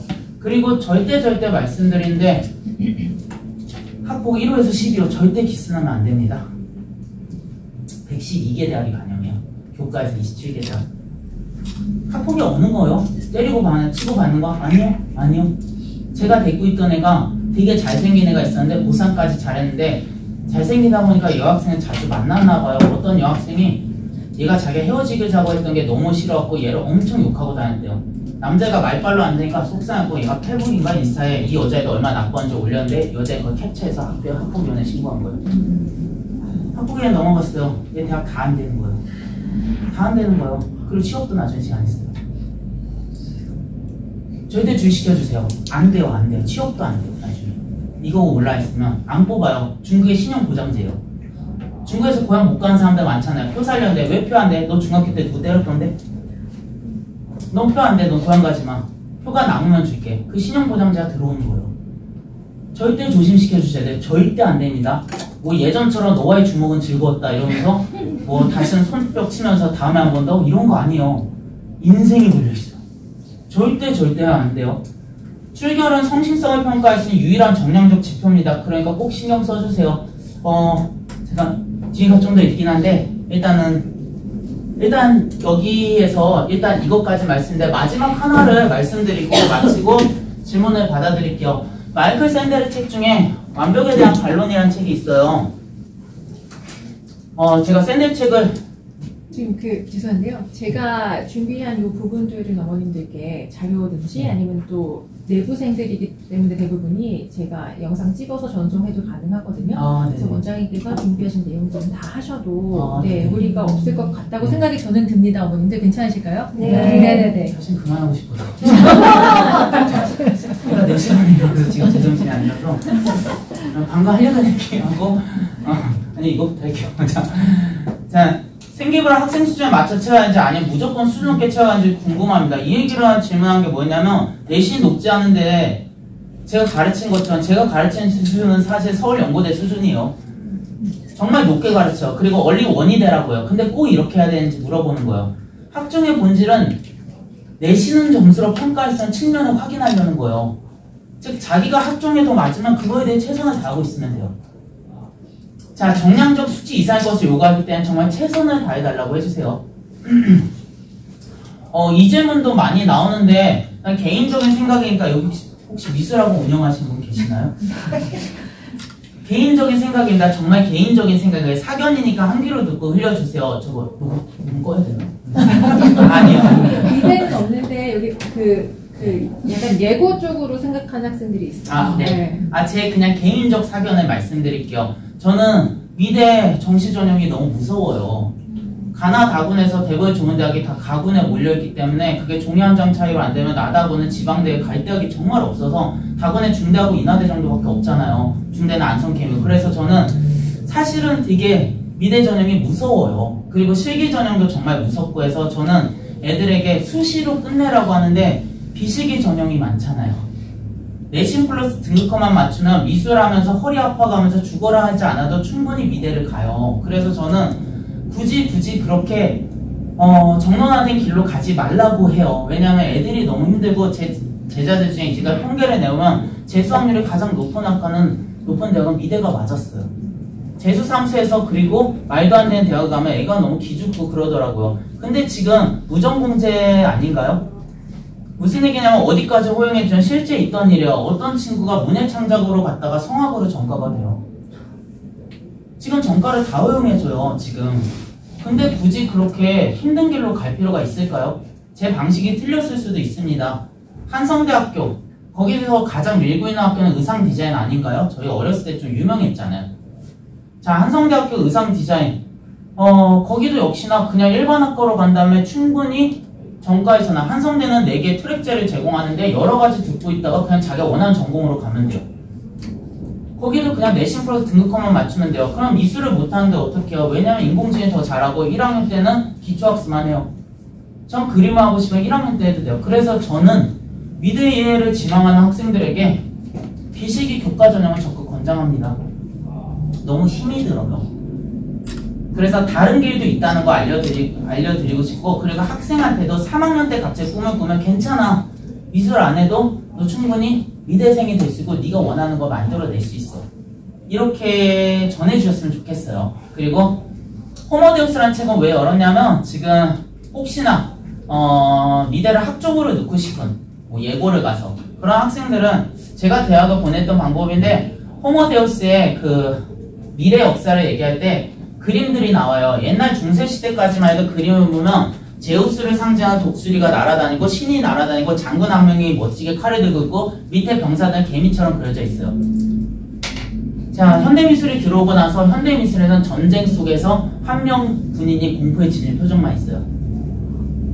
신본주의와 왕권을 중심으로 얘기했던 시대에서 인간 중심으로 그림이 보여줬던 거예요. 그림과 문학은 충분히 이어질 수 있다는 걸 보여주는 거예요. 미술을 통해서 간 학문적 사고를 보여줄 수 있는 걸 아이에게 하라고 했어요. 그리고 홍익대학교 보냈습니다. 아, 미대 못 보냈어요. 영어 연구를 보냈어요. 디즈니사에서 일하고 싶다고 해서. 자, 간호사가 꿈인 학생들이 굉장히 많아져요. 지금 간호학과는 우주 상향이라고 말씀을 드리고 싶어요. 제가 10년 전에 보냈던 애를 지금 데리고 오면 못 보낼 거라고 장담할 것 같아요. 너무 우주 상향하고 있어서 경쟁률도 그렇지만 전부 다 이거를 지원하고 있어요. 지금 메디컬이 너무 세지고 있는데 간호학과도 꼬리물기 현상이 일어나고 있습니다. 그래서 대학을 볼 이유는 이제 없어졌어요. 다시 말씀드리자면 울산대 의대 서울대랑 1점 차 아닌가요? 아산병원 가는 곳이잖아요. 순천향 의대 서울대급이잖아요. 그냥 똑같잖아요. 솔직히 말씀드리면 간호학과도 정말 그렇게 엄청 세지고 있어요. 그래서 이렇게 그냥 바로 말씀드릴게요. 제가 한 학생은 국sun세는 다 합격시켰는데 국sun세 문과는 경영이든 경제든 그 학생이 수시 6개 외의 전형이 전문대 전형은 6개 외에 넣어도 돼요. 근데 우리나라가 간호학과는 많은데 간호사는 적어요. 일이 너무 힘들기 때문에 3년 안에 다 그만둬서 지금 간호 자격증인데 일을 안 하는 간호사가 10만 명이에요. 그러다 보니까 전문대 간호학과를 계속 개설해야 되는데 문제는 2년으로 공부가 안 돼요. 그래서 4년제 간호학과를 전문대에 개설하고 있어요. 말도 안 되는 얘기예요, 이게. 걔네들 자기네가 전문대 애들하고 다르다는 이유로 입학식도 따라오고 건물도 따로 써요. 자, 근데 우리가 아는 간호학과 중 어디가 있죠? 서울여자 간호대학 있지 않나요? 전문대였는데 지금 전문대 없어요. 다 4년제요. 자, 거기 국sun세 붙은 애 거기 예비도 못 받았어요. 다 떨어졌어요. 너무 점수가 세지고 있고 지금 지방 어디에 있는 간호학과도 무지하게 세지고 있어요. 그래서 제 학생들 지방에 있는 간호학과 못 가서 하는 수 없이 인서울 가요. 그 정도로 엄청나게 세지고 있는 현상이라서 만약 관심 있으면 빨리 가야 돼요. 우주상향 추세고 적합한 거 공유해주세요. 이런 질문을 가끔요. 가천대 간호는 가천대급이고 울산대는 울산대랑 울산대 의대가 같나요? 원광대와 원광대 약대가 같나요? 아니잖아요. 솔직히 말씀드리면 울산대 의대는 그냥 서울대 의대잖아요. 원광대 약대도 경희대 한의대만큼이나 그 이상이잖아요. 가천대 간호도 마찬가지로 중대 이과보다 세요. 가천대가 아니에요. 이런 얘기를 해요. 이제 이해하실 거예요. 학생부 종합전에서 아주대 간호가 3.7도 합격했다. 대학병원, 자대병원 있는 곳에서. 얘 어떤 애죠? 명문고 학생이죠. 근데 일반고 애들이 아주대 간호는 약한 것 같아요. 3.7만 받아도 40% 받아도 그냥 합격이네요. 이런 오해를 해요. 이제 해석하실 수 있으시잖아요. 불과 저랑 1시간 반 넘게 했는데 해석이 되시잖아요. 생명과학, 영어 매우 중요합니다. 두 과목 공부하기 때문에 방금 소아과 얘기한 것처럼 굉장히 구체화하셨으면 좋겠고 간호학과는 면접을 너무 많이 봐야 돼요. 6장만 넣는 게 아니라 전문대도 4년제가 있기 때문에 그러면 전부 다 면접을 보면 한 10몇 개 볼 수도 있어요. 눈알이 빠져요, 정말.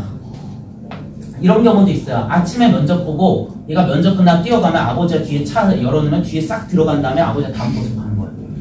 그래서 하루에 2땀 뛰는 것도 있어요. 되게 힘들어요, 간호학과는. 사범대 사회교육과 관련 선택 과목 및 동아리 활동을 물어봤는데 사범에 관심 있는 학생들이 있을 거예요. 교육 철학부터 만들어야 돼요. 누구를 교육하고 싶은지. 그리고 이게 되게 이상하겠지만 저는 이제까지 교대, 정시 전형에 있는 면접에서 모든 교대 애들을 생명과학으로 풀어쓰게 했어요. 무슨 얘기일까요?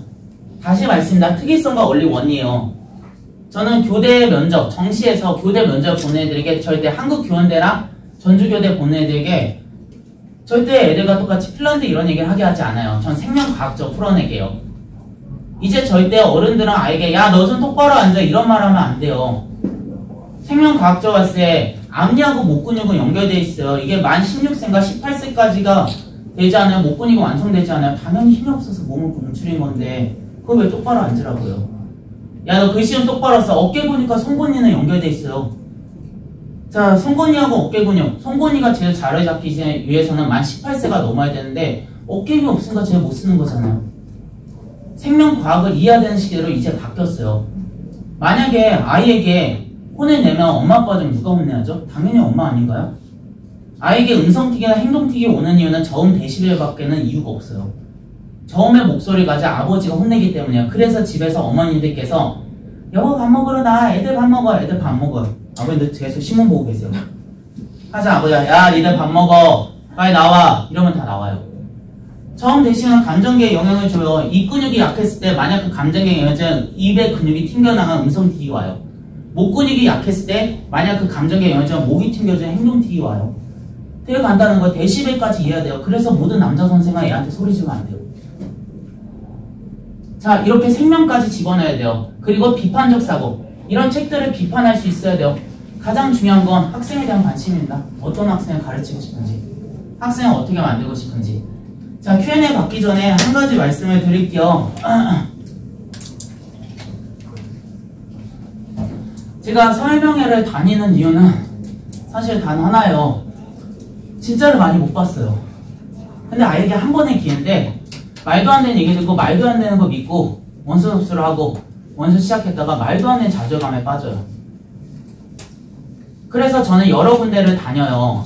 방금 말씀드린 완벽에 대한 반론을 말씀드리면 세상이 좀 무서워지고 있는 것 같아요. 그냥 아이들, 몬테소리가 관찰했을 때 아이들은 뭔가를 만지고 계속 장난치고 이리저리 주의 산만한 이유가 말초신경을 자극해서 뇌를 발달시키려는 거예요. 애는 당연히 산만해야 돼요. 근데 그거를 약물회사가 이 말초신경을 자극해서 발달 못하게 리탈리아 약물을 주입하면 뭐만이 이러고 있으니까 주의력이 집중이 된 거야. 많이 움직이면 주의력 결핍장애야. 말도 안 되는 걸 만들어서 애들에게 약물을 투입시켜요. 말도 안 되는 현상이죠. 애가 키가 자란다고 위험할지도 모르는데 호르몬 주사에 투입시켜요. 아이가 성적이 낮다는 이유로 말도 안 되는 비난하는 어른들도 있고 말도 안 되는 사람들이 많아요. 그리고 가장 놀라운 거는 대입에 대해 아무도 모르는 사람들이 전문가라 얘기하면서 아이들의 대입을 엉망으로 만들어요. 언젠간 아이들이 알잖아요. 여기 앉아 계시는 학부모님들 고3 때 원서 접수할 때 어떤 전문가가 있었죠? 정말 여기 앉아 계신 학부모님들을 위해서 눈물을 흘리면서 절절하게 정말 모든 걸 걸었나요? 제가 스승을 생각하는 한 원장님께서 저한테 이런 말씀을 하셨어요. 너 왜 입시 컨설팅도 하려고 하는데? 영어학원 원장이잖아. 전 무지하게 영어 잘 가르칩니다. 네. 정말요. 너 뭐야 하려고 하는데? 그분이 이런 말씀 하시는 거예요. 한 애를 대학을 보내고 싶으면 걔를 보내려고 걔밖에 생각이 안 들고 자다가도 일어나서 걔 생각이 든다고. 그러다가 서러워서 어른이 눈물을 엉엉 흘린다고. 얘 못 보낼까 무서워갖고. 그래갖고 다시는 일을 하지 말아야 생각하면 어느 날 걔가 그 대학을 가고 있는데 그게 입시 컨설팅이라고. 자, 완벽에 대한 반론 이 책으로 다시 말씀드릴게요. 마이클 샌데 그 할아버지가 왜 자꾸 책을 낼까요? 돈이 이미 많을 텐데. 이런 생각했어요. 제가 속물이라서 주식하다 물리셨나 이 할아버지? 그럴 리가요. 맨큐의 경제학의 저자 맨큐가 옆방에 있는데요. 그럴 리가 없다고 생각했어요. 이따가 왜 이 책을 냈지? 전 자꾸 그 생각을 했는데 맨 앞에 이런 책이 적혀있더라고. 이런 말이 적혀있더라고요. 생명과학으로 아이들을 조작하려고 하고 유전자 조작을 하려고 하고 약을 먹이려고 하고 있어요. 그리고 부모 셋인 아이가 태어나고 있고 유전자 가위를 잘라내고 있어요. 아이가 키가 작으면 무슨 약물을 먹이고 있어요. 자, 그런 실태를 얘기하면서 맨 앞에 머리말에 이런 글이 적혀져 있더라고요. 그 모습 그대로 완벽한 두 아들에게 이 책을 바친다. 우리 아이들 1000명의 아들과 바꾸지 않은 한 명의 딸이고 1000명의 딸과 바꾸지 않은 한 명의 아들이잖아요. 그까지 대학과 그까지 대학의 노인네들이 우리 아이들을 감히 어떻게 평가해요? 우리 아이 존엄성이 더 위잖아요. 대학이 뭐가 중요하다고요? 우리의 20대 추억 만들면 되잖아요. 자, 학부모님들 지금부터 3년간, 2년간 반드시 매일같이 조금씩이라도 공부를 해주세요. 왜 우리가 매일같이 공부를 해야 되냐면 다시 말씀드리지만 우리 아이들은 그 모습 그대로 너무 완벽한 아이들입니다. 이상입니다. 네.